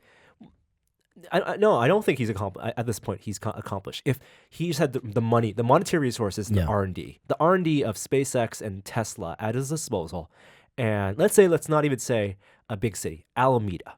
Okay. If he went to the city of Alameda, and I guess it doesn't make a lot of sense because there's not a lot of traffic congestion in Alameda. So let's say like Los Angeles, a suburb, like a part of Los Angeles, and he said, I want to spend my billions easing traffic congestion infrastructure. Would that be good? How would you think he would go about it? And would you want to live in that city? I think the first thing he would do is he would displace like an eighth of the city and just be like, leave, because this is my new experimental area. Yeah. And like every Tuesday, you'd be able to go down to the experimental area and test out some sort of new invention. Displacing the people kind of defeats the purpose. Defeats the purpose. The point is to help Whatever, those people get out. live their lives, right? Like, I think he would say no more cars. I was voting you for president a few days ago on Twitter. I want to take back my vote. That's What? horrible. Eminent domain, man. Let's go. I mean, I think he would do something like, one, no more buses and Teslas only. I definitely think there would be a push for public transport. I think that a massive train system would be beneficial, like a really great public transportation system, electric, just absolutely on time and frequent and fast. I was downtown the other day. Have you been to Minneapolis, St. Paul, Never Twin been there. Cities? They have a series of tubes that connect a lot of the downtown buildings. Elevated tubes? Yeah. Yes, elevated and below ground too. Okay. And the idea is like during the winter, it allows sort of free transportation when the streets aren't useful. I would have to say that's one of the areas that I wonder if he would rethink pedestrian traffic in a way. No more sidewalks. Hamster tunnel, hamster tubes. Because pedestrians and vehicles, whether they're buses or any other transport systems, are at odds. Yeah, and I would, I know there's a lot of bureaucracy that prevents things like boring a tunnel infrastructure. I would love to see just that experiment. If a billionaire wanted to spend their resources building out a hyperloop, his version of BART to get from East Bay to San Francisco, I say I'm all for it, man. I would go for it, and I would want to try it. The whole Hyperloop idea came out of his frustration with an official government-sanctioned plan to create a train that's going to go from LA to San Francisco. Yeah. And it's not even going to be finished for like 50 years or something like that. So the question is then, who's accountable if something goes wrong? And that's under the assumption that the bureaucracy that prevents this stuff from happening in the innovation is because the bureaucracy is a byproduct of the safety regulations, and not just No lowest common denominator in Elon Musk City. I think you have to sign a waiver. You're like opted in. Well, it's like I talked about how in Disney, Disney owns like the property that all the Disney World. Sure. Like, of course they do. Like it's outside of Orlando, right? But it's not Orlando the city. Oh, is that right? People say Orlando because it's really close by. It's 15 miles away. But it's right outside a suburb of Orlando where Disney World is, 50 square miles. Now, technically, it's still a city regulated by Florida, right? And the county there. But they granted Disney special rights so that they could form the city, one, and where the boundaries are. And then Disney hires its employees or selects some of its employees to live and be the official the council people of that city and the mayor. So there is a mayor of Disney World who maybe has no political experience. Who elected this mayor? No one elected the mayor. Well, the people. So Disney said, okay, we need someone to help pass the laws and give us the rights to do whatever infrastructure changes we need. Yeah. So we're going to hire you, Bob, who's been an engineer at Disney, an Imagineer at Disney for 30 years. All right. Would you like to live and be the mayor of Disney World? Bob says, yes. What do I need to do? Well, move your family to Disney World, and they have a house, live on property. And as long as you vote our way during the council meetings, you can continue being the mayor. Oh, this is what's going on in Washington, D.C. right now. Oh, come on. Come on. Sorry. Boo. Boo. Yeah, so I would want to live in Elon Town, Musk City. Yeah, I mean, I would too. I mean, assuming I could also leave if I chose. I would, if I had a choice of like Elon Musk running transportation or some other like company or person coming in to run some other aspect, I don't think Elon Musk running transportation is my pain point. Yeah. I feel like communication's a bigger pain Yeah, so point let's step it up. Transportation is a big deal. There's a lot of public safety concerns, but what if Steve Jobs was around and he could do whatever he want? what part of the public Oh, sphere I can't do you afford think to live there. he would want to control? I would say the other day I live across the street from a cafe. I opened up my computer. There's 20, 50 different wireless networks that I saw. I think there'd be a single portal for communication to the internet. Yeah, Like I think he'd one wanna wireless own network the internet. for the entire town. Well, isn't that kind of what Google wanted to do Yeah. with Google Fiber? Moving in, and they build the pipes. They said, the cities weren't moving fast enough, so they came in and they put the pipes down to give gigabit fiber to a lot of small towns. But in San Francisco, they thought about putting up a Wi-Fi network too. Yeah, public Wi-Fi network. Yeah. Didn't pan out. I think that's like achievable. Yeah, Those. definitely. Yeah. So that would be number one. I think there'd be a streamlining there. I think there'd be a push to like digital everything. Like UI, like Yeah. Apple's expertise is UX and UI. And if there's any part of the public sphere where I would want to see a company or someone like a Steve Jobs or a Johnny Ive take over, it's like I would love to live in a city where he designed all the UI and the UX. That'd be great. Of the city. You guys are thinking like Urban about planning. consumer problems, and I think the companies are going to think about it as like a revenue problem. Like how do they make money off this? And it's not just city planning. I mean, I think that there'd probably be some element of advertising involved. Well, you got to think at the point where it's a billionaire CEO or a Johnny Ive or Elon Musk type character. Yeah. It's personal. Also, it's not just a money making thing. They've achieved the money. It's about them wanting to build the world they want to live in. Right, but the city's always going to be crunching the numbers, and they want to do it cheap. But these things are going to cost money. I think that if they worked in some sort of advertising into the system, I think that could actually be a positive thing, especially as advertising gets more and more tailored to be relevant to my interests. And these companies are very good at this, especially, Facebook and Amazon. I mean, the closest I think we're going to get to an Apple design city is their spaceship headquarters. You got to imagine Johnny Ive is he's deep in the design process of that, like that building and all the experience of all like the park space in there. I don't know if he had that much to say on that. I think there was a story where it's like that was one of his passion projects. Johnny Ive, really? Yeah. Oh, because I know that Steve Jobs went to he got his favorite architect to work on it. Yeah. But yeah. UX. I think what you experienced at Disney World is something we'd see in this town. Single bracelet RFID that did everything. Yeah. Now for you're you. talking. Right. That's talk about like we talked about last week. That's real metrics. I mean, isn't that You could really kinda- advertise to people with that. Isn't that what Apple kind of wants to do with the watch? Yeah. Eventually. It's just a better overall experience too, doing everything. Right, where Disney, they can force and say, because of the fast track system, it makes so much sense. Like you can opt out of the wristband, of the Magic Band, but you're going to have a far inferior experience if you don't have it than if you did have it. That's how Apple would want to say, you got to wear the watch. Living in the it's city your with the ID. watch, it's your ID, it's everything. Is that data public information? Is my alibi now a matter of public record? If there's a murder that takes place? Can I prove with my watch? Can the city pull up my watch data and show where I was? That sounds like the plot of a science fiction show. I like it. Yeah. I do like it. It's a little bit more Singapore than it is the U.S., like the collective as opposed to individual liberty. But I like it. All right, I got one last question for you guys.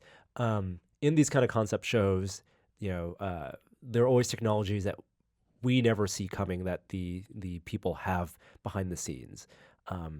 Like, for example, in this show, they have like a drone that has 35 hours of battery life. Just something that's we know as people who follow drones is a little far fetched. Do you think technology that Elon or Tim Cook has access to today that they're not ready to release because it's part of their product pipeline, but that is so far ahead of what we have now?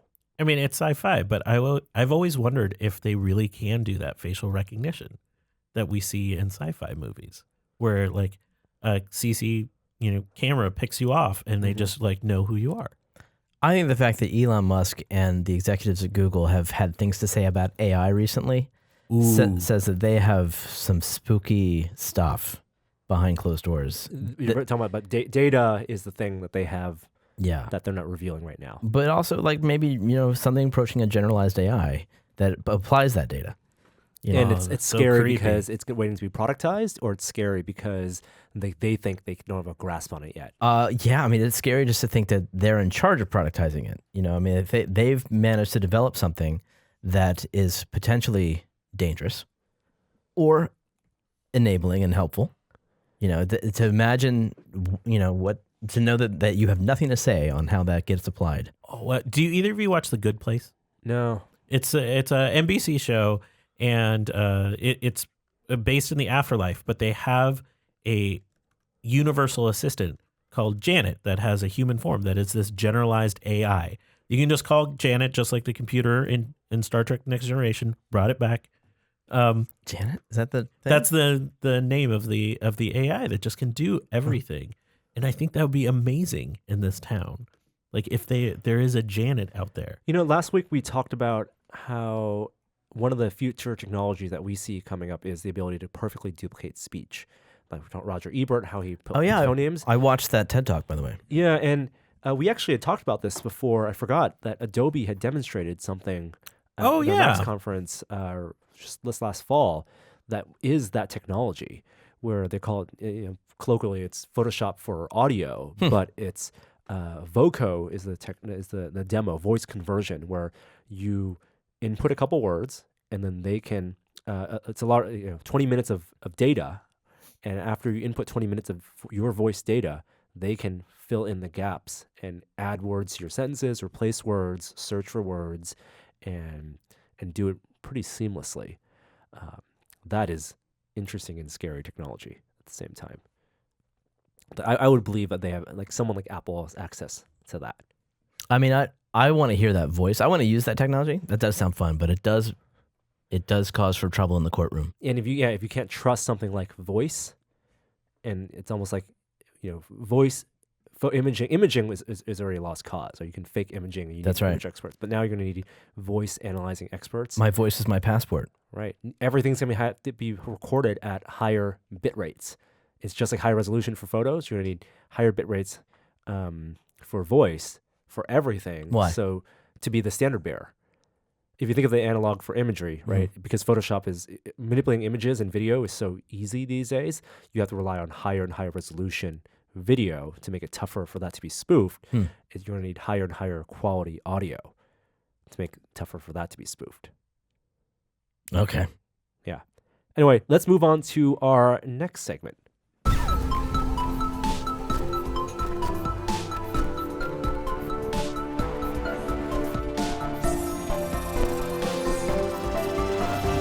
Now it's time for a moment of science. Jeremy, would you like to play a game? You can do better than that. No, I don't want to. Would you like to play a game? I'm not saying I'm great at it.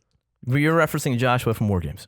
Yeah, would you like to Yes. play a game? Yes, I Okay. would. I would. Chess. So let's put something at stake here. We have 20 Wait. American dollars. Is there a chance I might lose my money here? Yeah, sure. Jeremy, Yeah. what is your preference? The blue candy cane or the red cane? Or the orange It's candy like the cane? Matrix. I will take the blue candy cane. Okay, you're going to get both, but I'm just going need question. to ask that. All right. We're going to play a common game that's been studied significantly in game theory. I'm going to have you select a candy cane, Okay. and I'm going to do the same. So to I have describe the it for blue people and out orange. there are two small candy canes in front of the gym right now. One is blue and red, and one is green and orange.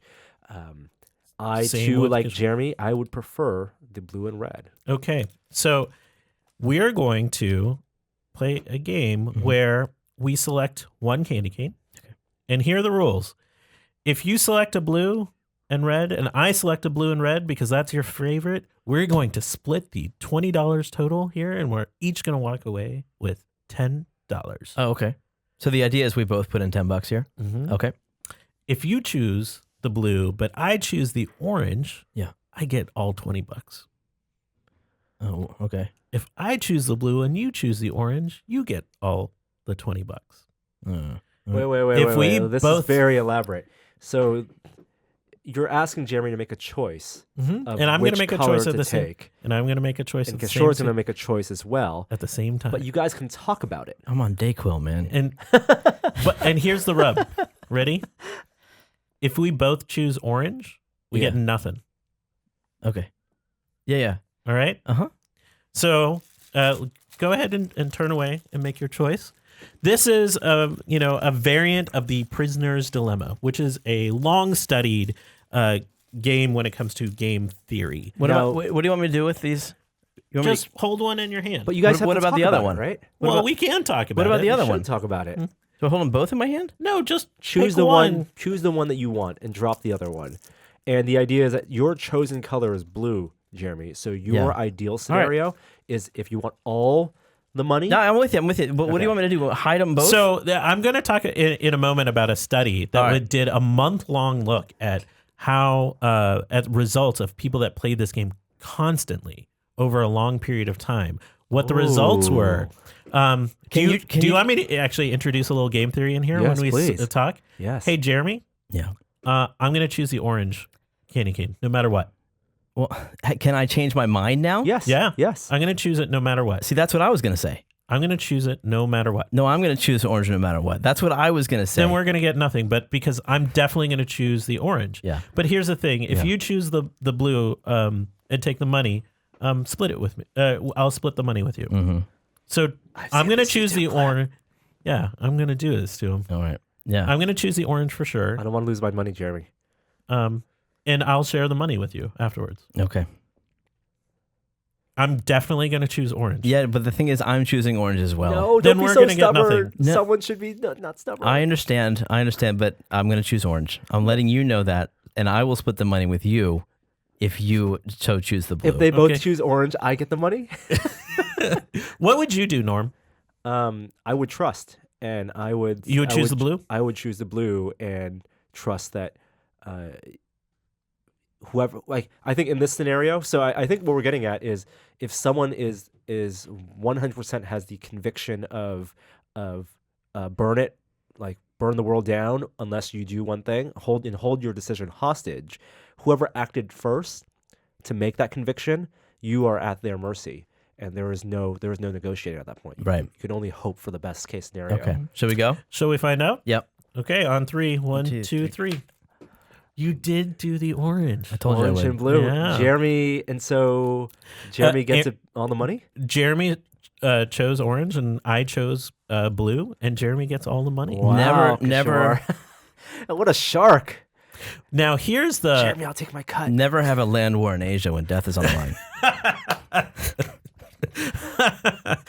now here's the thing. So this is a variant on the Prisoner's Dilemma game. What we did was reminiscent of this game that aired in the UK called Golden Balls, and there's a really famous clip that's the basis of a Radiolab episode, and I'll put the link to that video in the show notes. But these researchers studied this for a month and the resiliency and what the outcomes were, and they found a few interesting things. That the nicer people, the people that were essentially choosing the blue candy cane, ended up having really positive impacts on the group as a whole. Oh, And your resiliency to be nice typically waned as you played it more and more. So if you played it over the course of a day multiple times, you started to get meaner over that period of time.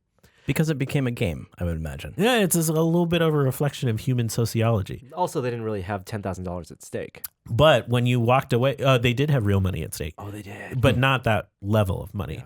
But if you walked away and took a break, cut it off a little bit, and came back, you tended to reset a little bit of your niceness. So short-term memory agitation. Like the generalized comment on a Reddit thread about this was that, hey, maybe if trolls are bothering you, walk away and come back and be nicer. I mean, that's sort of a funny comment, but the idea that the nicer people benefited the larger group as a whole, because their willingness to share and their resiliency to share benefited everyone in terms of the overall share and their sort of satisfaction at the end of the day. Interesting. I'll put a link to the study. It's kind of fun. Are you going to keep those $10? Are you supposed to? You said you were going to share.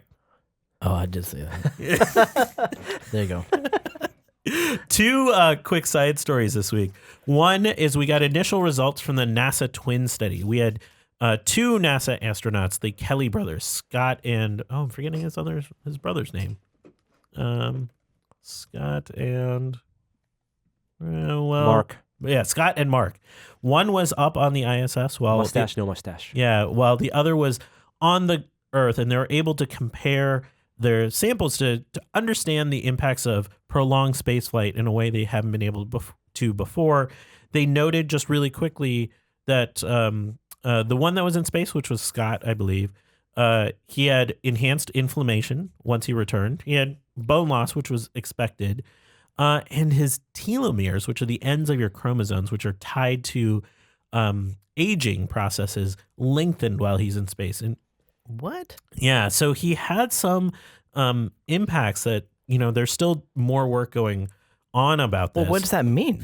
That means, so here's just a quick aside.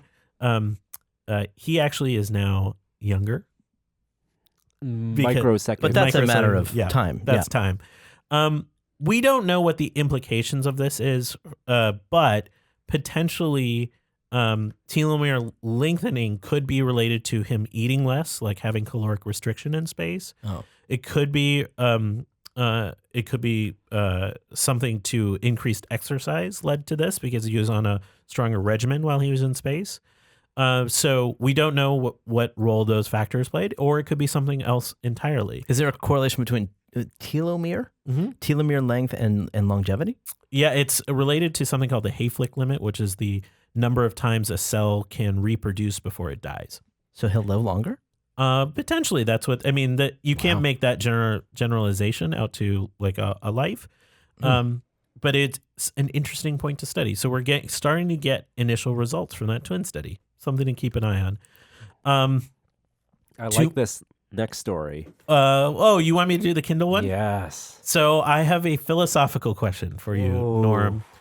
What weighs more? Okay. A Kindle that's brand new from Amazon, Yeah. or a Kindle that's full of books? Like max capacity full books. Full up on books. Read or unread? It doesn't matter. Are you sure? I'm not sure, but I'm pretty sure. I'm going to say they should weigh the same. They It's should weigh just the same. I'm data. saying that too because it's transistors, and transistors should weigh as much in either state. I'll bet you $10 that you're wrong. There's a recent analysis out that said because of how Kindles operate in terms of just how they do their computing, they actually trap electrons to actually do some of their the e-ink display. Mm-hmm. And so a Kindle, so it's not in the storage; it's in the display. yeah, or I'm sorry, in the storage. I'm sorry, not in the display. And because they trap electrons and they're not freely moving around, there is technically a weight difference When they're computing. when they When the storage is full. Now, wouldn't it stand to reason that a Kindle full of books read would even have more computing because you flip through the pages than that? Well, here's it weighs basically slightly more than. the point. It like the Kindle distinguishes ones and zeros by these trapped electrons. So the idea is like when it's empty, it all have zeros and technically way less than the ones with the one. So whether that's going to be triggered more if they're read or not, that goes pretty deep into the code And there. how data is stored on. Yeah. You want to know how big of a difference this is in weight? Yes. 10 to the minus 18th gram. Minus 18. That's a lot of zeros. That 18 is zeros. essentially nothing. Yeah. But it is true. What kind of a tool weighs? What's going on? What can weigh that? I don't know. A Berkeley professor did it. I don't think they actually weighed it. No, they didn't actually weigh it. They just did the math. computed This is, so the this power. is this is Yeah. a theory. Well, yeah, they Okay. did the math. That's a fun story. And then just two last things real quick. I mentioned in my favorite things from last year, this DIY CRISPR kit. And a gentleman in Mississippi wanted to use CRISPR to essentially edit the genes of some dogs that he's been breeding. He's been breeding these specific set of dogs, but he hasn't been able to get rid of a genetic factor for hip dysplasia in them. And he wanted to use CRISPR to essentially do this. And the FDA has put in new regulations to hinder that sort of DIY bio type behavior. I know a lot of people commented to me and sent me questions about that. after I put the DIY CRISPR kit in my favorite things. So there is sort of an FDA crackdown on these items. This is most reflected in the glowing beer project. That's right. There were some people that put together a kit that allowed you to modify yeast to fluoresce and then brew your beer with it so you can make glowing beer. And then a last note. Seems like that would sell, actually. Ugh, it looked horrible. Yeah, but I bet it would sell. I don't know about People that. would get drunk. And lastly, in this one, I'd love your feedback on the PBS show Nova, which has been around, 30, 40 years at this point. Yeah. Just launched a Kickstarter to fund a new show. And I have to say, I don't know how I feel about that. Like, it's a natural continuity for Nova, given how other shows have been financed by Kickstarter platform. Okay. And Reading Rainbow has been financed on Kickstarter before. Yeah. But this is a show that's currently on PBS. Yeah. And would still do that. So Well, it's are they interesting. saying they can't continue unless they get more funding? They're trying to expand their funding, funding diversity. I think you hold them to the same standards as any other media Kickstarter. If they can demonstrate through where the money's going to in the campaign, then yeah. There's no question they can deliver. I mean, it's not a question whether they can produce a program. It's just this is a show that's been funded through the Corporation on Public Broadcasting before and, other means. Why is David Pogue the spokesperson? He's the host of Nova Since when? for a few years, ever Really? since Neil deGrasse Tyson left Oh, wow. Nova Science Now. He took over. Anyways, I think it's an interesting question. I feel sort of mixed about. I feel like if they're going to continue anyway, it's sort of like, do you want us to improve the show by giving us $1 million? And if so, we'll improve it. If not, then we'll just do what we got to do. I don't know if it's improve it. It's just new content. Yeah. But they're going to, all right. I'll be interested if they get there. I'm not sure. 30 days, they won $1 million. They're up to $15,000. That doesn't seem on pace. Yeah. Type that into Kick Track, see what they project. By the way, I have seen The Prisoner's Dilemma before demonstrated in a game show. And it was a fascinating watch. Because I knew where you were going with that. Is this the Golden Balls clip? Yeah. Did we mention that? Yeah, you sure mention Yeah. it. I love it. It's the basis for a Radio Lab episode. It's really good. You should Google that one. I'll put it in the show notes. Right on. No. The VR Minute. Virtual reality this week. According to the queue, do you want me to do a second moment of science? Yeah, it would be. I think a lot of people would like that. You probably could too. I noticed one thing coming out in VR, Titanic VR, from the makers of the group that did the Apollo 11 VR. And they had a demo released. The Apollo 11 VR is the first VR app to make me tear up. I love that app. They did a great job. I did too, and it was the combination of historic, audio recordings and being immersed in it. What do you think about Titanic VR? I mean, you're not going to get teary being like, "This is where he said." No, I'm not. No, but it's a. I would love to see it. It's a perfect use case for VR, since I will never go down to those depths. And I think we have pretty accurate scans of Titanic, don't we? James Cameron's famously gone down there many times. And I think it sounds like a great idea. Their Kickstarter, they want 53,000. They're up to 8,000. They have 28 more days. I bet you they'll get there. Well, they have the pedigree. I mean, I'm proud of this group, and I hope they get there. Are they gonna put you in the seat of a submarine going all the way down? Yep, you can, and you're able to pick up items from the sea floor. Yeah. I want that claustrophobia. Oh, you want to be inside a submarine? Yeah. Yeah. Like that submarine that James Cameron took down to Yeah. the bottom of the trench, like that. It looks terrifying. Yeah. Yeah.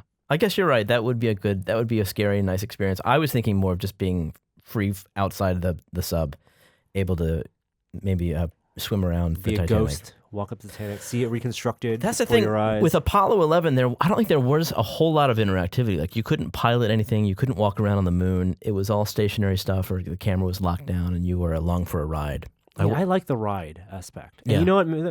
Like, I always go back to Disney because I love how they do those rides. But like the Apollo 11 VR experience is the form of that kind of educational entertainment ride that I would love to see more of these parks adopt. Yeah.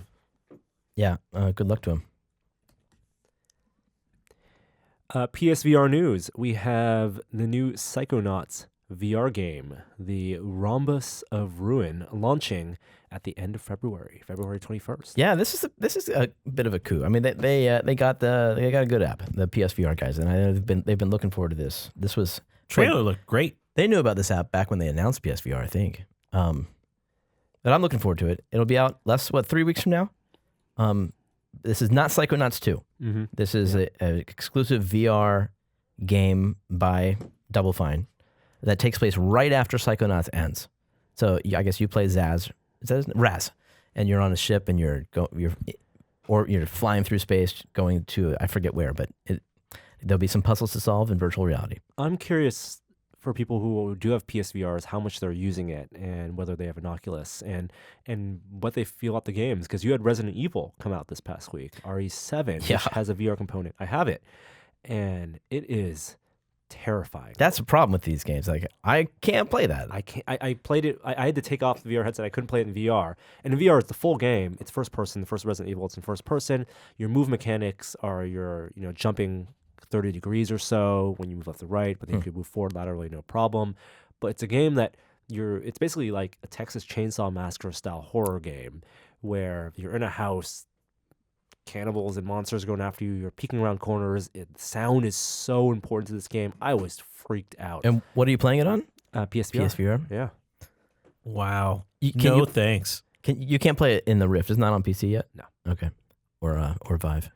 Do you feel like you will get more desensitized to it as more games employ the mechanic, or is it something you just won't get used to? For horror, I don't think I'm going to ever get used to horror in VR. I think horror and VR are made so well that even when you're not playing a horror game, there's increased tension just because you can't look away. Right. You can't. Yeah. I mean, I guess you can close your eyes. But there's also this audio. There's the two layers of it where, yeah, you are experiencing a horrific game, but at the same time, you're also blindfolded in the real world. So if you actually get scared, like you don't know like who's in the room with you. It's scary stuff. That's why I play my Office. I wish Close the door. like that. I wish I could play those games because I would love to play that. If I was not scared by horror games in general, even especially in VR, then I'd be all over that. But that's a perfect game, and maybe it's one of the reasons it's best suited for maybe PSVR because it's not like a room scale. You're not walking around the physical house, right? You are still using a controller. You can peer. There's lateral movement. You can peer around corners, but you're playing in your living room, not your office, and people can watch. And so maybe the way to overcome playing a horror game is to really play it with other in people. the company of others and have people. It's not designed to be asymmetrical that way, where people are yelling and helping you. Absolutely, I feel much more comfortable. It's way more comfortable when you are in the presence of other people, even if you have your headphones on. Like headphones off is the first thing I do, because sound is so important to the horror experience. Racket NX is a game that I recommended months ago when they released a demo on Steam, and it's finally out on early access. Came out, I want to say, a day or two ago on Steam. Highly recommend this game. It's a racquetball style game with a Tron aesthetic, where you hit the ball into walls that are all around you, and it generally comes back to you, and you hit it. And you try to hit these sequence of walls. You want to hit the same color again and again. The full game, the early access version of it now has several different sort of evolutions that the map can go into, where you are hitting the wall sometimes, and then sometimes some of the walls turn into little wormholes, so the ball like goes off into the distance and then enters the room from another direction. There's a snake that goes along the wall, and you have to hit it. There's also a multiplayer mode that I haven't tried yet because there's just not enough people playing, so I would wait and no one would be on. Can you talk about the racket mechanics and if it's better for Rift or for the Vive controller? That's the main takeaway is this game has the best racket physics of any racket sport I've played in VR, bar none. I love the feel of this game, and it's not an easy thing to accomplish. Because I've played a lot of racket games in VR. I tinkered. I spent a week designing my own little ping pong simulator. It's hard to do these things well, and these guys really, really did it. Like the ball always goes where I think it should have gone, with the right amount of spin and curve, and the English that you can put on the ball really feels great. Does that answer your question? Well, there's a physics aspect to it, but there's also the ergonomics. And Oh yeah, Sara Switch controller. the Rift plays fine. The Vive plays fine too. The one thing is, unlike most games that I've played on the Rift, this is one where you really do want room scale. You want not only like 360, but also a lot of space, because you want to hit this ball really hard. There's some games like Hollow Ball where you hit the ball and if you hit it hard or not, that's kind of irrelevant. This one, you get really into it. You want to work up a sweat. And that's something where when you are tracking physically the controller, it's not just about the velocity, because you can flick your wrist real fast. Yeah. In a lot of these games, you require fast flicking of wrists. But if they're tracking the arc, the radius of your swing, that's something you would want a full-on arm movement for. And so because you're swinging so hard and the swings can be so wide, you don't want anything around you. So you're going to want a nice wide space where you're not going to hit a desk. I was getting quite nervous playing this game in my office, and I would probably choose to play it on a wider space. If you have a Vive, I think that makes a little bit more sense, because you get this full 360, because the ball really does come from all directions. And finally, we have an update to one of the first big VR experiences in games that we love, which is Elite Dangerous. And the Elite team has been pumping out updates on schedule. Like, this is the game is so different than when we had the DK2, a couple of years ago. The latest update is the Commanders update, and I remember really, really excited about this. I think this could bring a lot of people back to the game. Yeah, it's a 4-player co-op in the same ship, in the same cockpit. Yeah, captain's chair, but all doing different roles. It's straight up Star Trek. It is, and there is a Star Trek VR game coming out, which that's right. Everyone who's played it, Ubisoft. And that one is more mini game oriented. Elite is a simulator. I am excited. You guys want to do some Elite Dangerous co-op? Get a ship commanded? Can you do just 2 people or just 3 people? Even if you have a ship of 4, if someone's not available, right? I don't know. Because there are 4 different positions. You've got helm, you've got weapons, you've got engineering, and you've got like defense. So I mean, I think that the flight controls and the weapons sound the most interesting. The others maybe a little less so, but I mean, remains to be seen. These guys know what they're doing, and they really have a great reputation for UI and immersibility, or immersing games. So I'm really excited to try it. I hope it actually requires, because the game originally you have your own ship. I hope it requires you actually meeting up in the virtual space and docking your ship so that you can be in the shared ship, and someone can't just log in and jump inside a 4th seat. Because I think a real important part for the social experience is that you build the team, and you have to make sure that your crew is going to be the same, or around the same people the whole time. Well, what's it going to take to get a ship that can have 4 people in it? Do you have to buy that in the store? Is that something that I can, having not played the game in several months, can I just jump in and get a ship like that and invite my friends over? I can't remember. Is it 2? Is your standard ship like 2? Single. Oh, yeah, that's right. And they've never done any kind of multiplayer. I mean, obviously it is a multiplayer game, but you're only ship versus ship. Like, you don't walk around a spaceport together or anything like that. But we'll be able to see each other in the same cockpit. We'll be sitting in different stations. Apparently, you can customize your avatar now to a great degree, so you can look how you want to look. I think it's very exciting. They make a very immersing game. Well, we should find somebody, a podcast listener, to be our 4th. Yeah, as punishment again. All right, and I think that does it for this week's VR segment. One last segment. Want to talk about what you guys been testing? I do. Testing this week.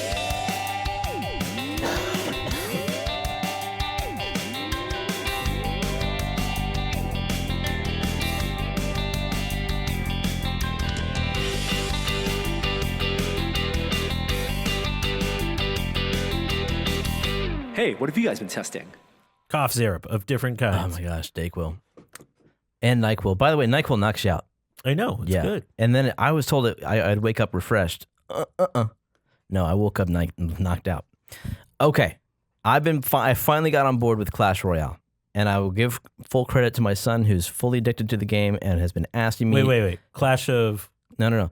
Clash of Clans was a big hit by this company called Supercell. And then they released Clash Royale last year as the follow-up. And it's kind of an RTS version of, it's like Plants vs. Zombies, but not as linear. Tower defense. It's kind of tower defense, but you can place your units and then they always march forward. Got it. Okay. Is that what Clash of Clans is like? I never played that. Me neither. In any case, so I've been playing Clash Royale for, I don't know, a couple weeks now. And boy, I've never liked these games. And I still have this major problem with these games.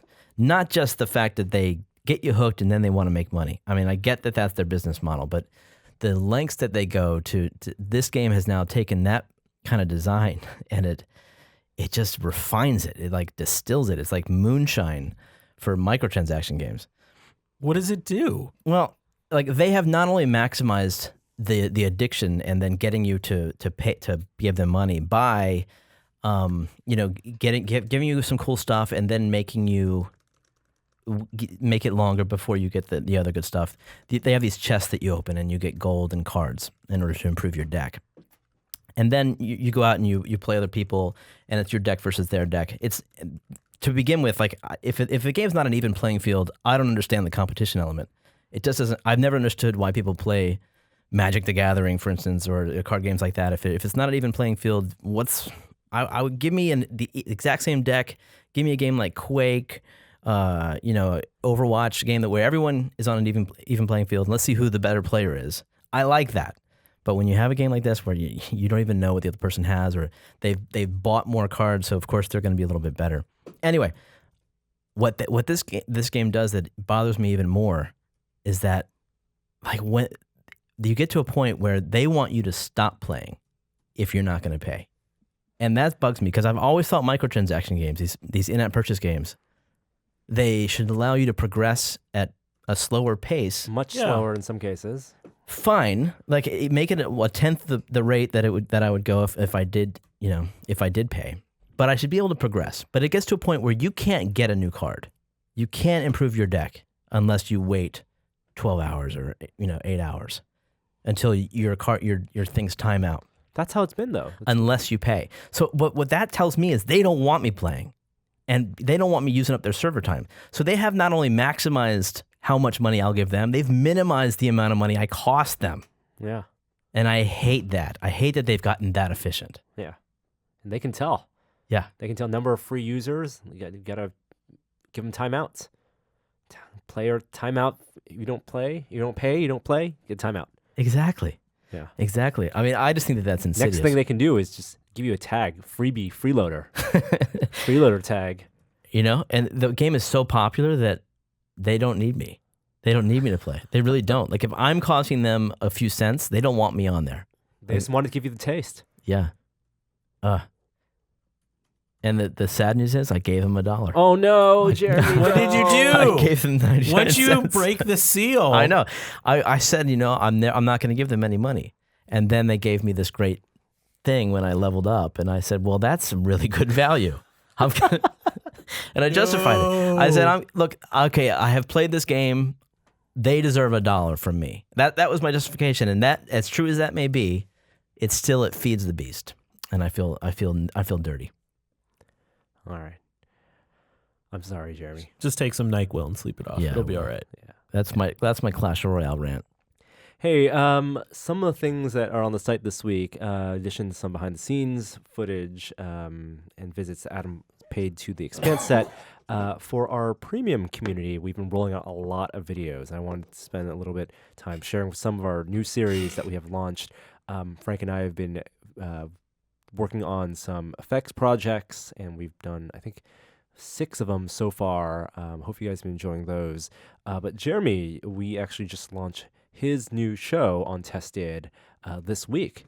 It's called Bits to Atoms, Didn't know and that. it's with Jeremy and Sean. Do you play bits or atoms? Sean Charlesworth. John Charlesworth. Now, my wife got that confused. She thought it was Adam Savage. Bits to Atoms. It's actually Atoms. Bits to Atoms. ATOM. ATOM. Up and atom. Yes. And the idea is that you and Sean are working together to turn these fantastical dream projects into real real things using design, CAD, fabrication, prototyping, and electronics work. And the first project, Jeremy, you want to talk a little about what that first project was? Yeah. People may have spotted this on the set if you're watching the video. It's a 1983 Coleco tabletop arcade game, Donkey Kong, 1982. This was given us by a listener friend, Steve Lynn, who was on the show a couple weeks ago. And I always wanted one of these, and Sean had one. So it was a natural fit. It was a perfect first project. So we remade this in CAD, 3D printed it, embedded it with a Raspberry Pi screen, and a gamepad for the controls to simplify the wiring. And it's all, looks great. And it's we will give away the files so you can make your own. And the series is about our design process, and it's a lot of fun. It posed some challenges, and hopefully the show will be about those kind of challenges. Like, we don't want to make it look like everything goes smooth, because it doesn't always. And we had a good time. So we're on to episode 2 now, and we're looking forward to shooting more of that. That was really fun to play. Got to play a little Galaga on it. I only dropped it once. It's really cool. I mean, I was playing it yesterday. It's the first MAME cabinet I've ever made with a vertical screen, and that feels good. I feel like that's really getting into it. Nice. So that's on the site. In addition to that, some bonus materials, so you can follow along if you want to make your own. We'll have, like Jeremy said, the files will also be released soon. And one last bit before we end, I did have some personal news. I came back to San Francisco from my vacation and found out that a friend of mine from high school had passed away. So I want to give a shout out to him and his family. Steve was his name, and he was one of my good friends in high school. First one who got me into Quake, actually. And we both knew Jeremy because we both interned at PC Gamer back when we were 15 years old, and we started the computer club in our high school. And he was at your wedding. And he was at my wedding. Yeah, I'm glad he made it to your wedding. Yeah. So that was a little unexpected, but want to give a shout out to him, and definitely have our thoughts with him and his family. All right. Do we have an outro this week? Probably. Let's see here. I should probably prepare this. This week's outro will not be done live. Oh, check this out. Here we go. This one is by Sir Science. Before, as Jeremy cues it up, if you have outro segments you would like us to play at the end of each episode, you can just search on Google, "This is only a test outro," and that'll take you to our forums, or you can download the source file. If you take any of these MP3 files from our full episodes, pull out funny sound clips and put them in. It's a pretty typical format, and we'll listen to them and may play one in the future. This one, and then this week, share them inside that same forum thread. Raw outro song file? Yes. Mark. I said the phrase "golden balls" like 6 times this week. That's right. If that doesn't show up, we're not doing our job. Hi there, I didn't see you. That's it.